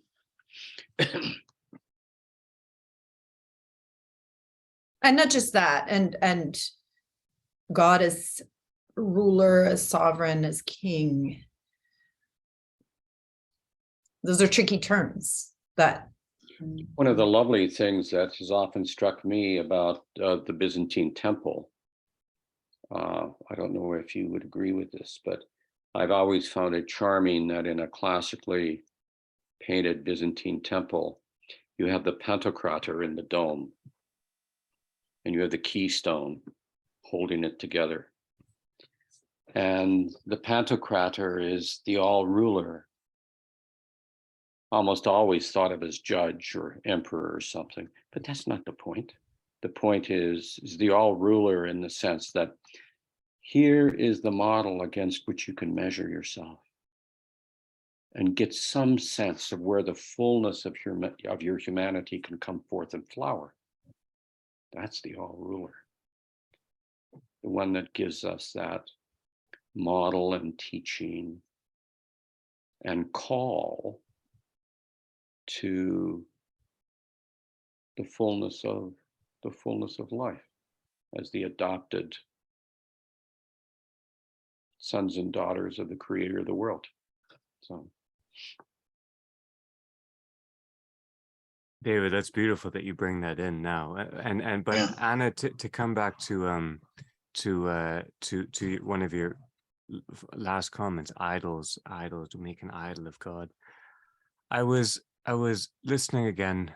You know, it's good to re-listen to the sessions because then you get into the rhythm. But I was listening to last time, and a phrase that Ahmed said. So I might poke you here, Ahmed.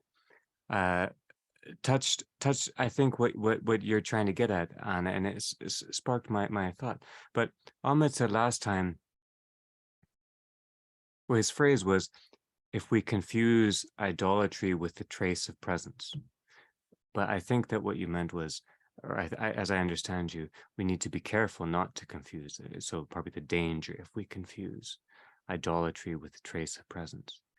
One of the things that strikes me about what Maximos is trying to deal with, address, steer a course through. I love that phrase too, honestly. That's beautiful. You know, help us navigate.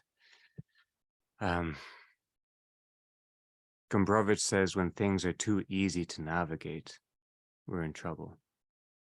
But Maximus is helping us navigate here. And what's he helping us navigate? Language which is very carefully laying out the terms and conditions with which we may understand may, i.e., also may not understand God, right? But we know that an idol looks like God, right? There's no difference in appearance. That's not, so a true sentence could be a true sentence, but it could be an idol or it could be truth. That isn't where it's in the, for the sake of, like we've been saying, for the sake of, right? This for the sake of what? This for the sake of what? And I think that the only for the sake of we have, all that we're taught is the measure of Christ. And that's why, David, your image is so perfect, because I had it in mind too, the Pantocrator, the all, you taught me this, the all ruler, the measure, the expanse, the giving of all that is, right? For the sake of, but that for the sake of Christ is the hardest thing to discern. But it's the difference between a sentence which deals death and a sentence which gives unto life. And I mean, I have no point. That's all. It came to mind that this is what Maximus is trying to help us comprehend, that it's the unto, our own unto his own. That it's that mysterious movement of, well, it's apophatic movement. It's loving, giving movement. And that's what actually Maximus says the word Father names. That disposition which we're trying to pardon me. Ahmed, did I recall your phrase, your sense, or am I misremembering you, my friend? Or did that not stick in your mind? I don't mean to put you on the spot. No, that was what I meant. It's funny when you said this. The conversation has grown since Michael's first remark about Michael's very first remark, and I've been thinking it's grown beautifully, and I'm thinking to myself, language is a very tricky thing, because, and I sense this in Maximus as well, but there's a sense in which language and the way that we here together are talking or speaking sometimes isn't, in my estimation, is not fully conducive to the idea of relation that we're also trying to, that we're talking about here. And so there's this friction, there's this natural friction between the way we speak about these things and what ultimately we're trying to access, which is this profound notion of relation. And it's such a tenuous thing. And I sense this friction in Maximus, which is why I want to go back to Michael's original point, this range of tonalities in the different Ambigua. You know, in one Ambigua, you know, the one that you read, Michael, he's, as Andrew said, satirizing almost with virtuosity, you know, the missteps of the Aryan kind of approach. But then with Ambigua 30, there's a joyousness. That's all that's the word that comes to mind. A joyousness to the way he approaches the subject matter. And I've sensed this friction in Max. I don't know even if it's really friction. Perhaps it's deliberate. That he's ranging between the different tonalities. But this is something also, I hope you guys will maybe come with me on this analogy. This is something that I've struggled with. I'm a great lover of music and classical music, a lot of classical music. And this is something I was also noted in musical composition, which is, I'll take one composer at random, Bach, for example. And I hope everyone's familiar with Bach, but you know, there's a sense in which a lot of people who listen to Bach, you'll get the regular comment, oh, he's too mathematical, he's too elaborate. And yet, again, Bach, I'd like to say that he's similar to Maximus in the sense that the language of his composition, that elaborate, that virtuosity is in the service of something which is far simpler. And ultimately it's the simplicity which he strives for. And the virtuosity is simply a conduit to that simplicity. And it's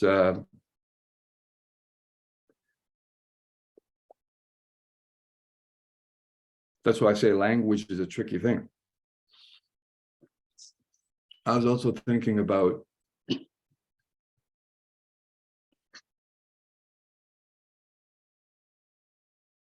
perhaps I'll stop here. I'll stop here for now. Yeah. It's right that you invoke music, because music is even more mimetically fluent, sort of beyond any horizons that with which we want to represent it. But of course, we can find music that is more kitschy and maybe endlessly elaborate. And whereas Bach, I think you're right, there's a kind of simplicity that is a function of the arduousness of his compositional task. And so it's perhaps there aren't as many variations, but they're more richly connected. That's probably more a better characterization. So but yeah, no, language is I mean, we live in we kind of swim in a view of language which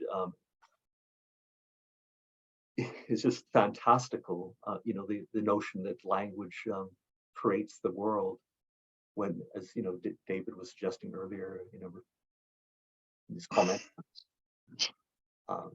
when Anna was saying that it's rather a kind of language fantasizes the world, perhaps, but it's very hard, insofar as there is a language reality relationship, and there better be, otherwise we can't say anything that's true. It's utterly mysterious, and it really does harken back to something beyond language that absolutely permeates language, which is the idea of, it's not surprising that the idea of the divine is the idea of the logos. You can't separate the logos from language properly understood. I didn't want to say properly speaking, because I probably still anyway, sorry, I probably wasn't. I might have made a facile, a few facile remarks with Bach. Not at all. Michael, it strikes me, it's interesting, as we were speaking, I was thinking to myself, behind you, there's a library, this rich library of texts, as well as David. And I was thinking to myself, Maximus and the people he's speaking with and dialoguing with, what kind of textual oceans were they swimming in? I mean, we come at these texts and these traditions just saturated with so much literary culture, just saturated with it. And in a sense, they're speaking about, a book, a book or a series of books that are, there's a finiteness, there's a finitude to the resources that they have that I think informs also their approach to the discourse about these things. A finitude that we, I think, have lost. We are just sated. And so how can that alter our understanding, or the context of understanding what Maximus is saying, or who he's dialoguing with, and his view of language, and this misstepping? Ahmed, can I ask you something? I want to pose a question, and I want you to think and respond. do we pass through the sophisticated to the simple, or do we play with the sophisticated on our way to the simple? Holding in mind Bach and Maximos, your reading of them, must one pass through the sophisticated, or does one play with the sophisticated before the simple? Just in your opinion. I'm gonna have to run, guys. Another great session. Great See to you, see you, Ciao, David. see you in a ciao, while. ciao. Okay, Ciao. take care. Bye-bye. And would also to say- open the question open, but just Well, thinking, you think. my immediate instinct is to say that the word sophisticated seems to me not to capture what we're talking about here, which is, Sorry, that's my word. It's meant No, it's no, meant fine. well. It's meant well. It's It meant helps to me. be. Yeah. I understand. It helps me to recast what I think we might be approaching here, which is as opposed to passing through sophistication, passing through a wrestling with, a struggling with form and matter in the way that Ambigua 30 speaks of. Yeah, no, we have to, in that sense, then playing with it is not even playing with it, it's living with it. And we have to live with it deeply. And with the grace of God to pass through it, but to live with it deeply first. So I hear that. Let me put it to you another way. In terms of Bach, that we may it may echo into. Perhaps someone else might want, I just, if someone else wants to respond as well, but. Just follow this thought for 1 second, my friend. Then you said that Bach, speak about Bach because Bach is easier. We'll understand Maximus through Bach. You said that Bach uses the complex, the sophisticated, but he's looking unto the simple, right? So what I'm asking is, does one need to articulate the sophisticated? Does one need to be complex in order to arrive at the simple? Or is that freely done, just freely done? Does one need to walk through this, or can one just be simple?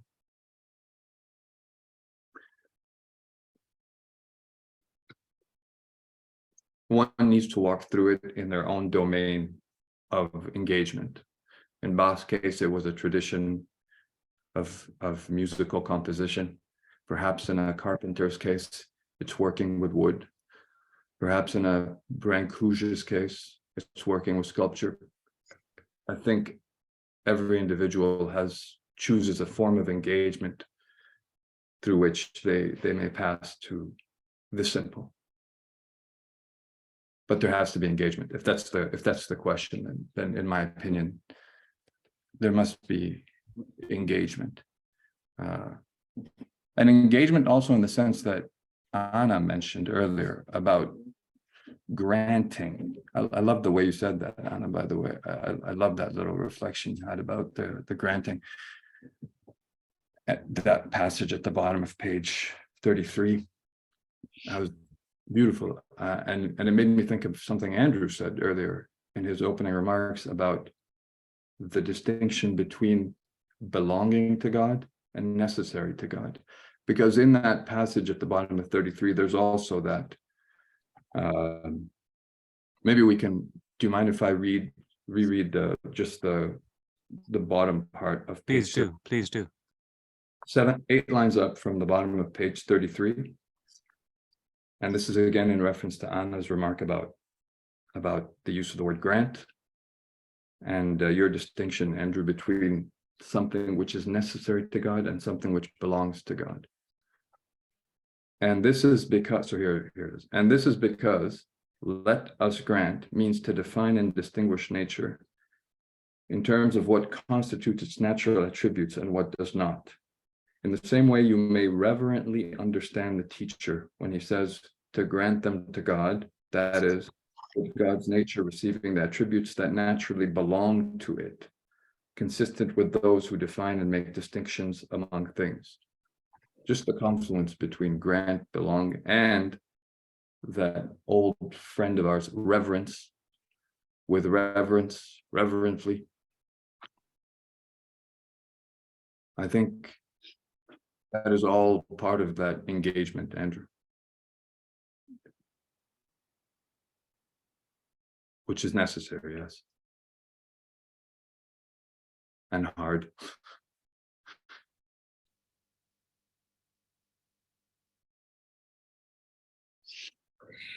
You know, I'm going to circle back to Michael's point. I think one of the things that makes that, and that passage was very difficult for me, Michael, too. I mean, difficult, maybe even in a different way from you, like, and isn't difficult to understand.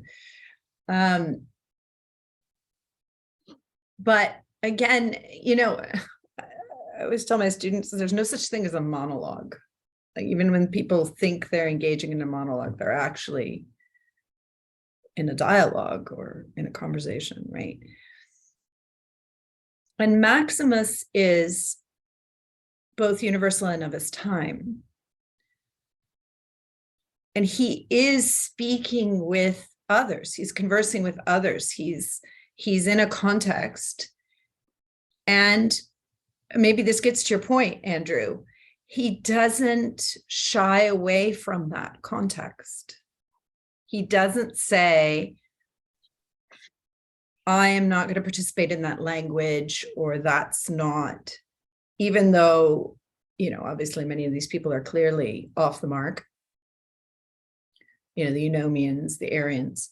He is going to use their language in order to dialogue with them. And I think sometimes our tradition makes the mistake in thinking that our own culture in the present day is so irredeemable that that is no longer possible. Right? And I think Maximus not only, I mean, he shows us how to steer a course, I think. And one of the ways to steer the course is to, I think this is what you guys were saying anyway, is to immerse yourself. I mean, while also at all times making sure that you don't lose yourself.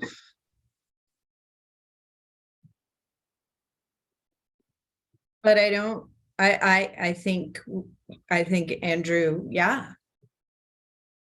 We have to become sophisticated so that, not necessarily even so that we become simple, because we could be simple without being sophisticated, but following Maximus, we must be sophisticated in order to lead others to simplicity, which obviously is very hard. And I'm not saying I could do it and he does it. Does that make sense? Or am I? No, that's nice. And I think that let me see if I can't respond to you and Ahmed in a way which and Ahmed, that passage you read, which is Maximus has parts which are important, and he has parts which are lovely, and he has parts which one just doesn't know how to, they're too sheer. And it's the sheerness of some of his passages which make them both very memorable, but in a strange way. The expanse of the simple and the sophisticated is all is blessed. I think, and pardon me, I hope this is not fruitless. I'm going to put it in artistic terms because I don't wish to talk about Maximus in these terms because it seems too casual to speak about a man of Maximus' stature. So let's talk in artistic terms about Bach.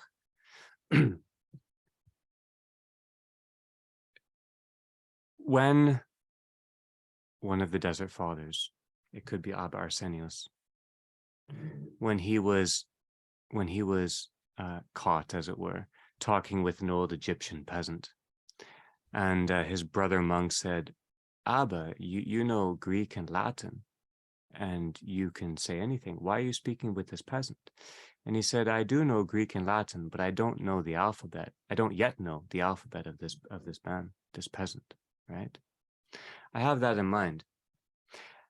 And then I have the beginning of the Art of the Fugue in mind, those 4 notes, which to an untrained ear might sound odd.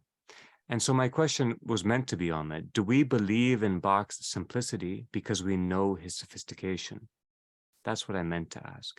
Do we believe in Bach's simplicity because we know his sophistication? I.e., do we condescend to simplicity unless we think it's also capable of sophistication? I.e., do we have a prejudice against simplicity in the name of sophistication, which we claim is not the case? That was clumsily where I was trying to get at, but I didn't say it well. So your response really made sense, and Anna, your response makes perfect sense. But I think that's what I was trying to get at, and then transpose that to Maximos. Why do we believe the simplicity of one of his sentences? Do we have to know the complexity of his mind, right? Or do we trust the simplicity of Christ's sayings only because we think he's God and he could get us? It's a question of authority, which is what I'm actually trying to get at. And it's been throughout, well, everything we've said ever in this seminar, but another way in. So pardon me, even on those artistic terms, those lesser terms, that might be a way in, maybe not, but pardon me, that's what I intended.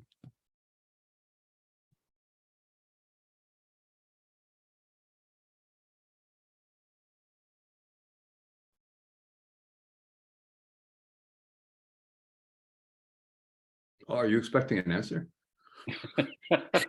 Ahmed, respond, my friend. What do you're the authority here. That's What? I've been trying to go on. Tell us about, like I'm in a Kafka short story suddenly. I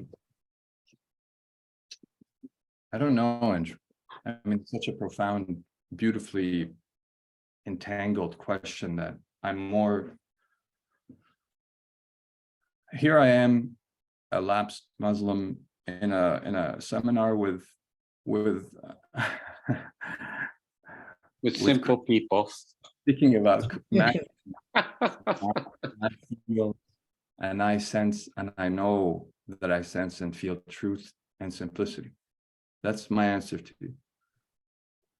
That's what I know. I don't know. I'm not familiar with the tradition deeply or as virtuosically as many of you are, but it doesn't seem to matter to me. The more I read, the more I'm with you guys.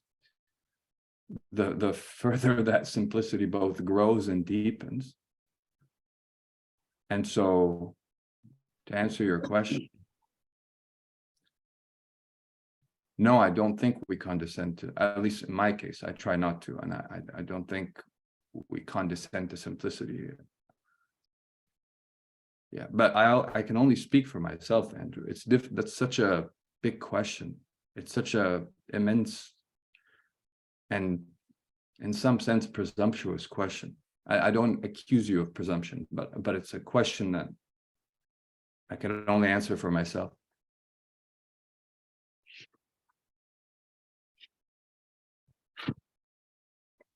And if you want to transpose it to music as a way of getting away from that, then I'm with you there.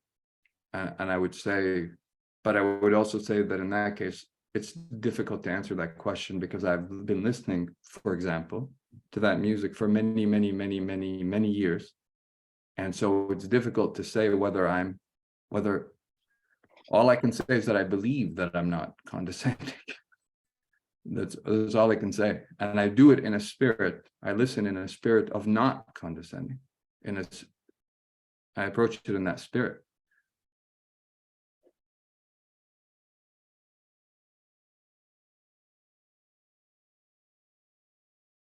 That's beautiful. That's beautiful.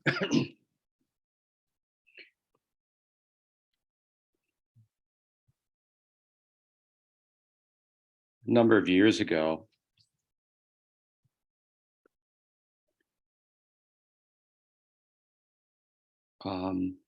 it was 60 years actually to the day when we were in the Mariinskirk in Lubeck. It was Palm Sunday.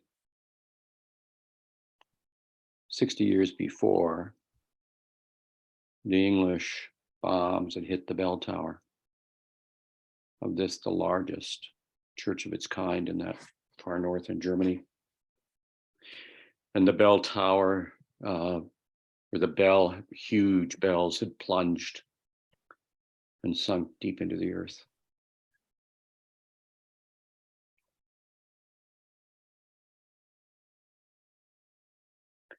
It was a response to the Germans having bombed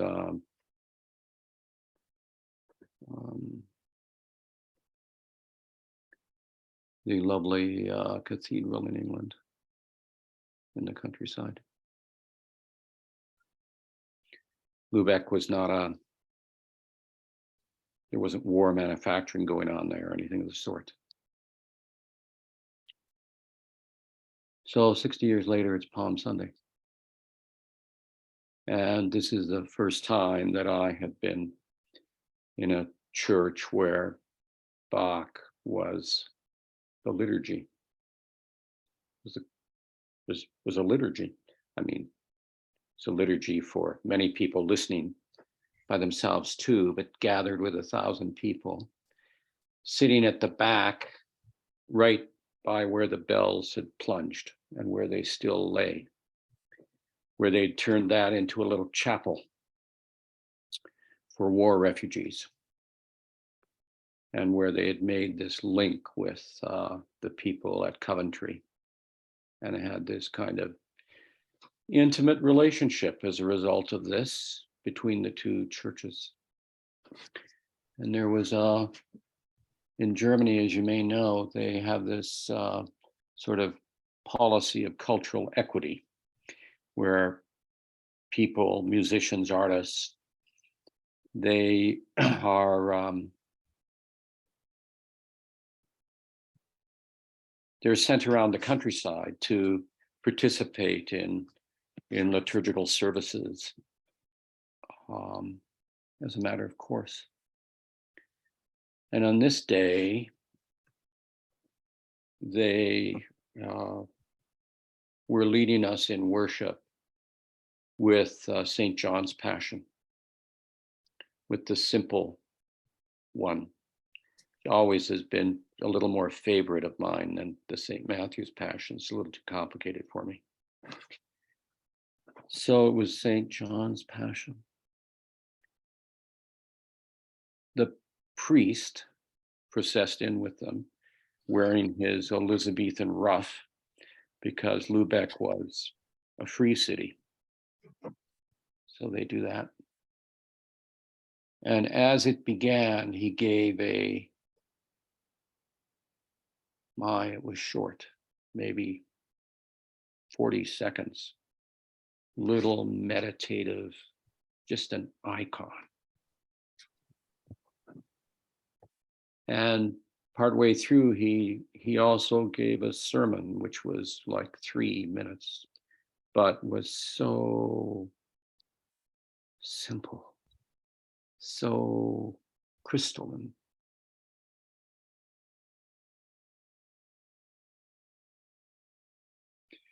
And the whole, as it all unfolded, it was, the context, the anniversary, where one's sitting, this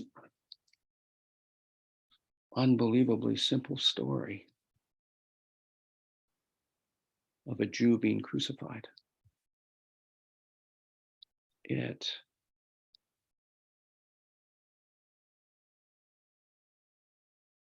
And of course, these choirs are amazing. So I don't know why I want to tell you that, but only to say, my God, was it simple. It was just so clear. And there to be there where Bach and hung around with Buxtehude, you know, and extended his stay by pretending he was interested in Buxtehude's daughter and getting into the occasional bar fight, which he apparently had a habit of doing, as you well know. But there was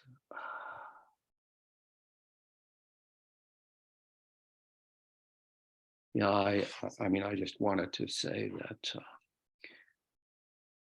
what you're walking with here in terms of the complexity of things and the simplicity of them is amazing. Those moments when they're both there together in a singular way.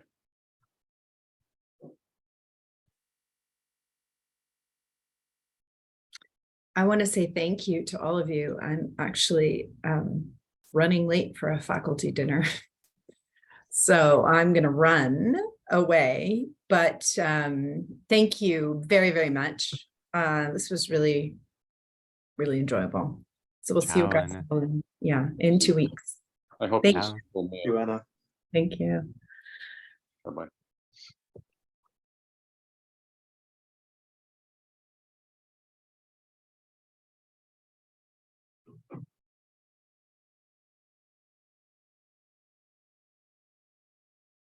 It strikes me that Maximus never inveighs against simplicity or what tends towards simplicity. He only inveighs against what tends towards sophistication.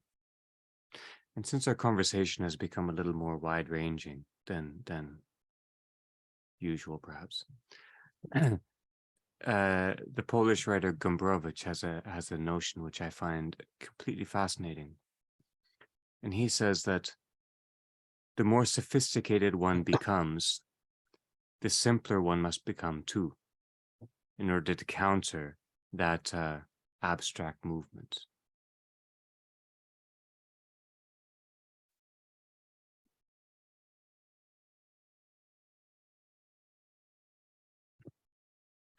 I'm not sure what well,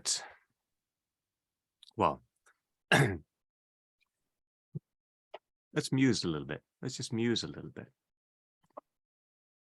I'm not sure what Heidegger meant in his seminar on the Greeks, when he said that with the distinction between noesis and aesthesis, between the noetic and the aesthetic, between the mind and perception, with that distinction, hell has begun.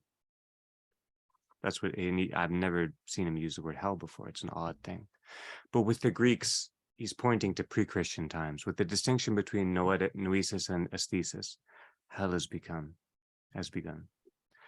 I'm not sure when the movement unto abstraction, anthropologists or perhaps historians might be able to pinpoint this.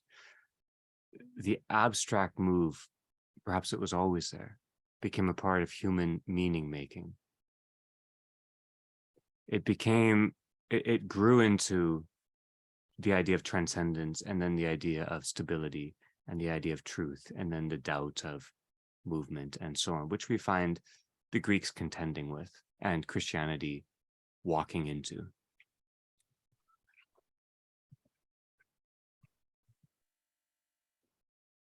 For much of human culture, the more sophisticated the abstraction, the greater the achievement in terms of cities or architecture or anything, right? And for much of human culture, what seems wrong are the baser, simpler, as it were, things. We teach this too: curb appetites, be wary of passions, inclinations, right? Fair enough. So the sophisticated, the abstract seems to be salvific. Maximus repeats again and again that it's in our abstractions that we, just to shorten that history, in our abstractions that we go wrong. Not in our basic movements, not in our simplicity.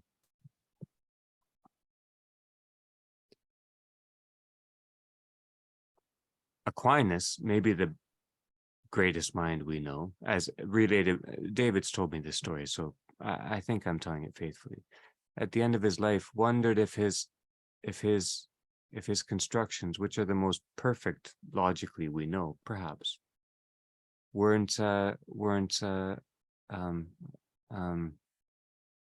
insubstantial.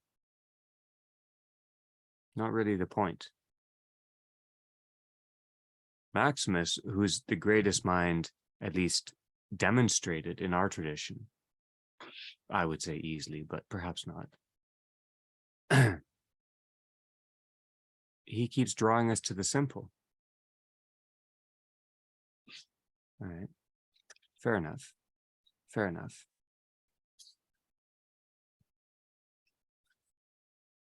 We say that apophatic thinking, which is a movement of blessing and transcendence of our being. Blessing and transcendence is our fundamental movement. But at least it brings along our being. At least it blesses our being, doesn't leave it behind. Okay, fair enough. The hardest thing for us to accept is nothing abstract in our tradition. It's not that God is good or loves us or anything. That's easy to. The hardest thing is something physical, something simple. That actually death isn't authoritative. That's the hardest thing. And it's physical.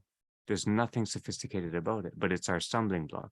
And so all of our sophistications, in a way, turn around the resurrection of Christ, which is the simplest thing possible.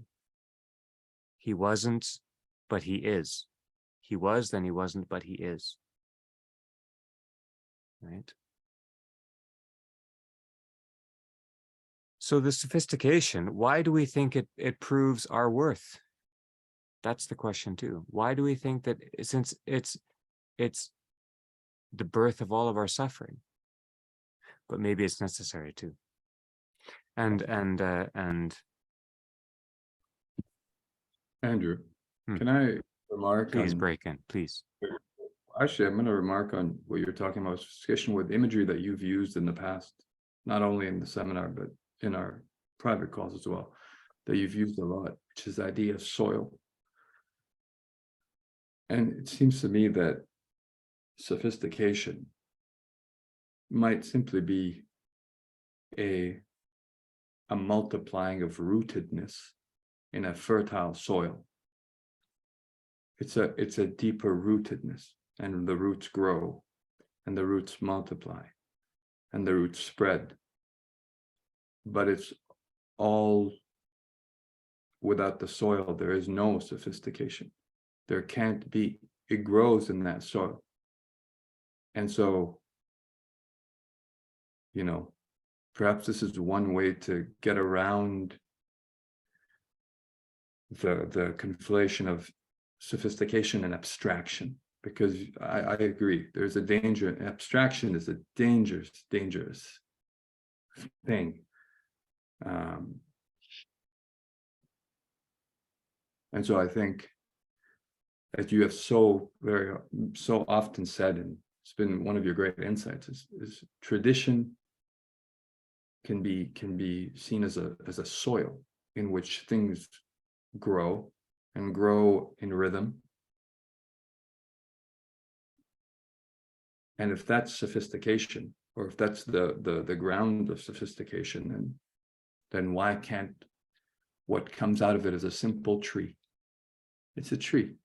It's simple, but the soil is so rich, and the potential for roots infinite. But ultimately, it's the tree. The tree. That's beautiful. You turned it. I was worried in the wrong direction. That's beautiful, really beautiful. Pardon me, Michael. Pardon me. So that's I think what really, I think Ahmed, you're right in a sense. You're stating what I've found to be most compelling about Christianity long before I was a Christian, and it's this absolute movement away from abstraction, because that's, of course, the very essence of the logos, which is at different times in the antecedent tradition threatens to become something too abstracted from humanity. And so the idea of the logos, not just only in the historical singular sense of Jesus, but in the more pervasive sense of the logos becoming flesh, is makes it not in a kind of mind body separate sense, but in a sense that can't be separated, entirely concrete, and yet not concrete in a way that dissolves into a kind of simple simplicity, if I can put it that way. And so if I could extend your metaphor and maybe flip it around a little bit, because simplicity and complexity and simplicity, I think, can travel in two directions. The soil might be very rich, but the genetic soil in which we all swim, in which biological creation has flourished, reduces to a very simple linguistic proposition in one sense, if we treat it abstractly, which of course we shouldn't. 4 letters comprise the longest word that we know, genetic material out of which life as we know it has evolved. And so it's both simple, it's something abstract that is not merely abstract, but it is information, it is language, it is, in effect, as certain scientists unapologetically say, it's a linguistic proposition, and yet it produces all of the complexity of life. But this is where we have to be careful. There's a kind of a tension, but also we can move into an abstract way of thinking about simplicity. We skirt around a kind of false dilemma. And I think this is sort of what you're hinting at between simplicity and complexity, because the simplicity of all life is another way of saying that it's all unified in some sense. It's all, this tremendous diversity isn't a bunch of discrete things. It all comes down to something fairly simple, but it's not simple. We can't really, maybe unity is a way to, unity and diversity and unity is a way of thinking ourselves into this simplicity, which is not simply an abstraction. And just for a contrast, I think there is a kind of danger in the late Greek tradition of thinking of the logos as something that does tend towards an abstraction. And I think that the fundamental insight of Christian ontology should work as a correction of this, but of course, Christianity is swimming in various traditions, and it's perhaps also some Christian thinkers, not Maximus, might be susceptible to this trying to think of the divine in ways that lends itself more to an abstraction. Anyway, I was riffing a little bit there, so I'll just kind of stop. But you kind of got me started with the soil metaphor. To just a quick, at the risk of being too neat here, but because of what you just said, Michael, about and going back to abstraction, that's why I continue to think that David Goa's notion of the way you speak about presence, David, and relation, just to extend the metaphor, that might be the water by which the roots grow in the soil, the presence and the relation. That's might be the element that safeguards, not safeguards, but accomplishes or completes the synergy. It's the water. It's the anointing thing. Sorry, I'll take that word back. That's not the right word here. But the way you speak about presence, David, that's the link the thing that livens and animates and removes us from abstraction, radically removes us from abstraction. This is something that when you speak about this, David, I've been listening a lot to Ivan Illich recently, and when you speak about this, it always puts me in mind of Ivan Illich and his constant, he always speaks about the ensarcosis, the enfleshment. Mhm. And he uses the parable of the Samaritan as the central way of understanding what enfleshment means, what the word becoming flesh means, being radically open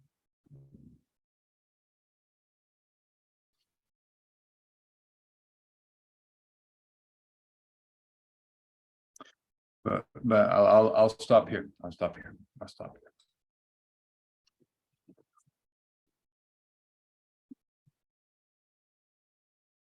I think there's a sense in which all moments of presence, the grace of presence, is always a baptism.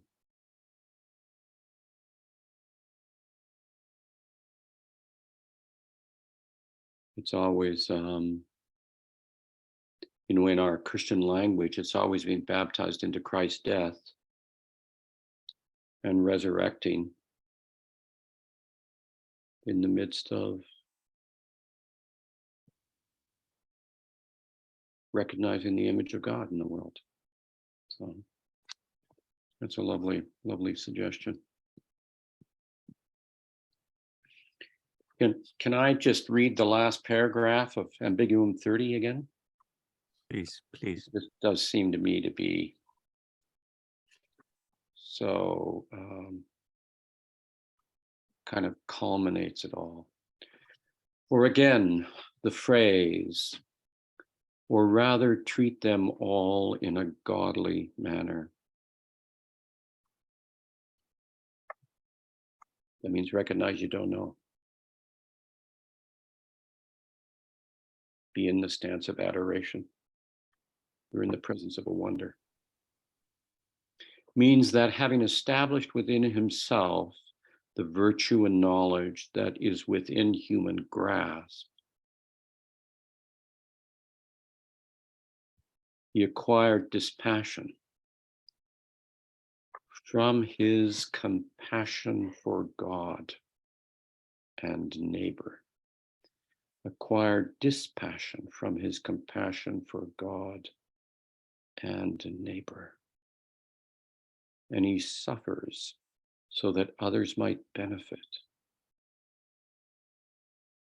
He's become Christ and is eager to lay down his life for them, for he is completely free of defilement.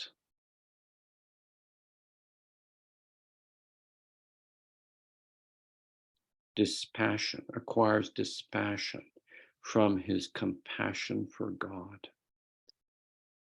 That's Great and Holy Friday. That's the contemplation of the death of God, which is what we do on Great and Holy Friday. We do it at every Eucharist, but on Great and Holy Friday, to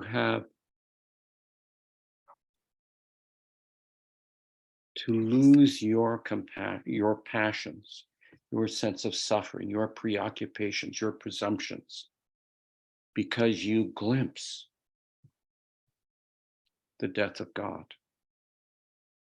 You glimpse the incarnation of God take everything on his shoulders, and instead of passing on the pain, willingly giving up his life. But he holds them together, acquired his passion from his compassion for God and neighbor. We see this in the world, we see it around us. And he suffers so that others might benefit, and is eager to lay down his life for them, for he is completely free of defilement. treat them all in a godly manner.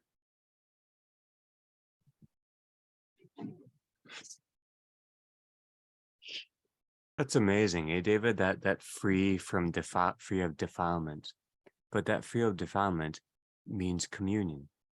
Yeah. It doesn't mean that he remembered to not do something crude to someone else. It's not on that level that we're actually speaking. Yeah, that's really beautiful.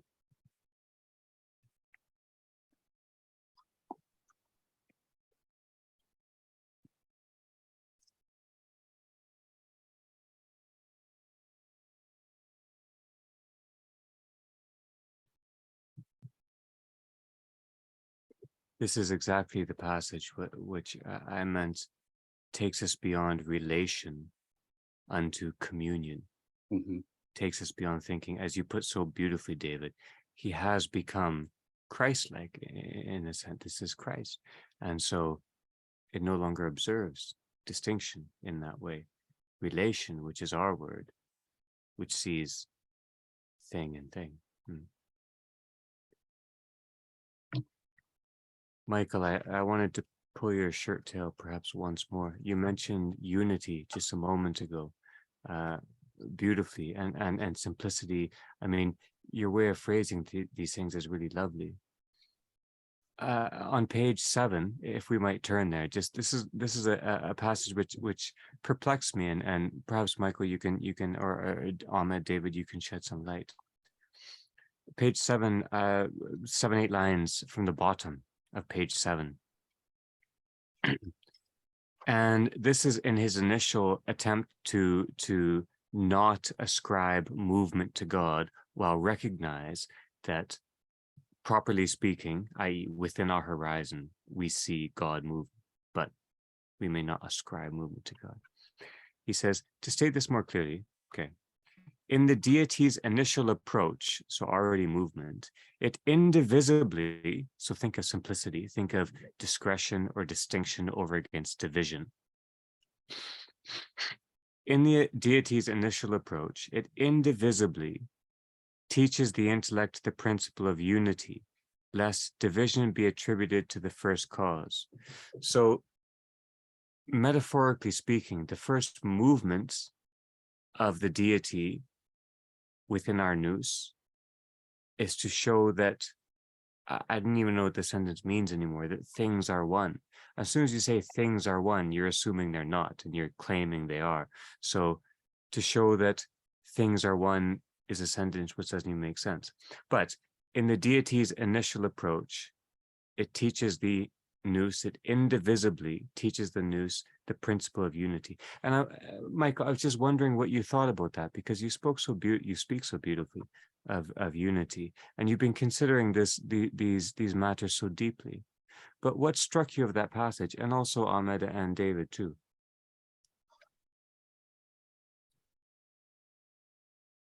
Well, the one word that strikes out because or stands out in it, maybe I'm just trying to extend my earlier comments, is the word fecundity, because this is important to hold together a notion of simplicity as unity, but also fecundity, so that we never lose sight of the deity as a living, vibrant deity that is endlessly fecund in all good things too. I'm just capitalizing on the Ambigua 28, I believe, that I'm missing the ambiguum that ends with the very succinct reflection that God is incapable of being evil, and God is incapable of not existing. And so the fecundity has to be is related to goodness. So that might be part of what I would see as the unity. Mm, mm. But I'm not being very coherent here, but I suppose there's a kind of aspect of me that doesn't want to reduce God in any way. And that's the sense that I always attach to the meaning of beyond. It's always beyond to something infinitely and indescribably greater, which is a mystery. The contrast would be Hegel's notion of the, sorry, I don't mean to divert the conversation, but Hegel's notion that he disparages of the a negative infinity, an infinity that amounts to nothing more than a complete negation of everything that is finite. I think in God we find something approaching the opposite of an infinity of affirming, fecund infinity of total fullness. And of course, it's bewildering for us because in our fractured perception of something that's unified, we can't help but to see, we can't help but to defile to some extent, getting back to our notion of projecting fantasy onto the world.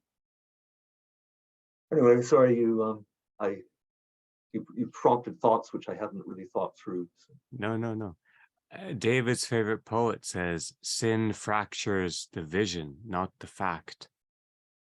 I like that use of the word fracture. Auden says, sin fractures the vision, not the fact.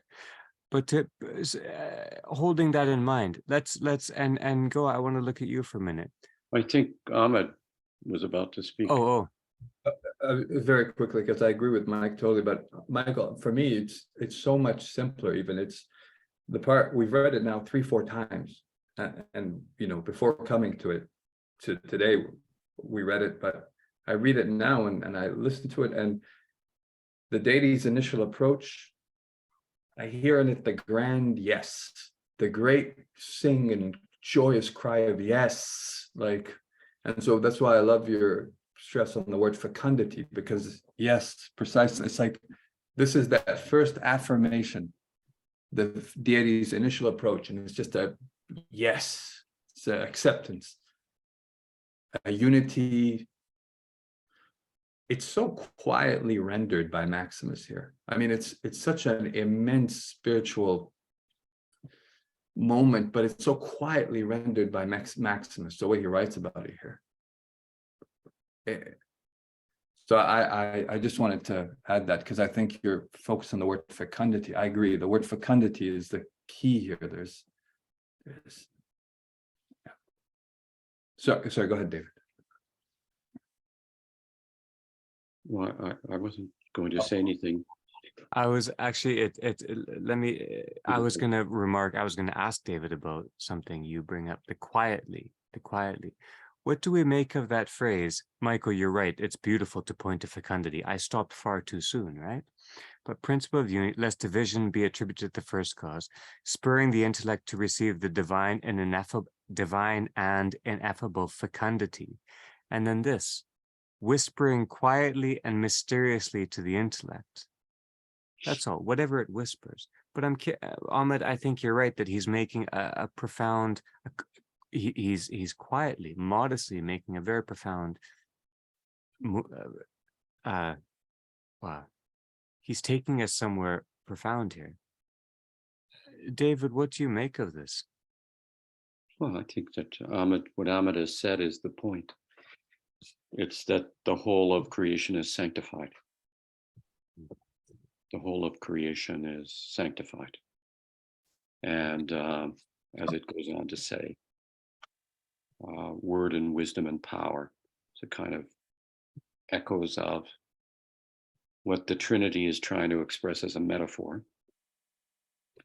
which are consubstantial and exist, lest the divine be thought to be compound. It's only blessing.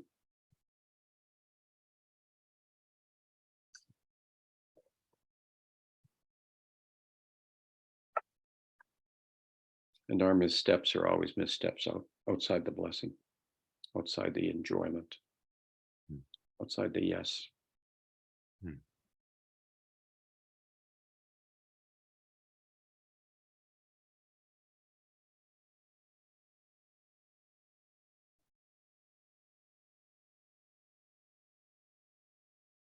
That's the substance, huh? The consubstantial.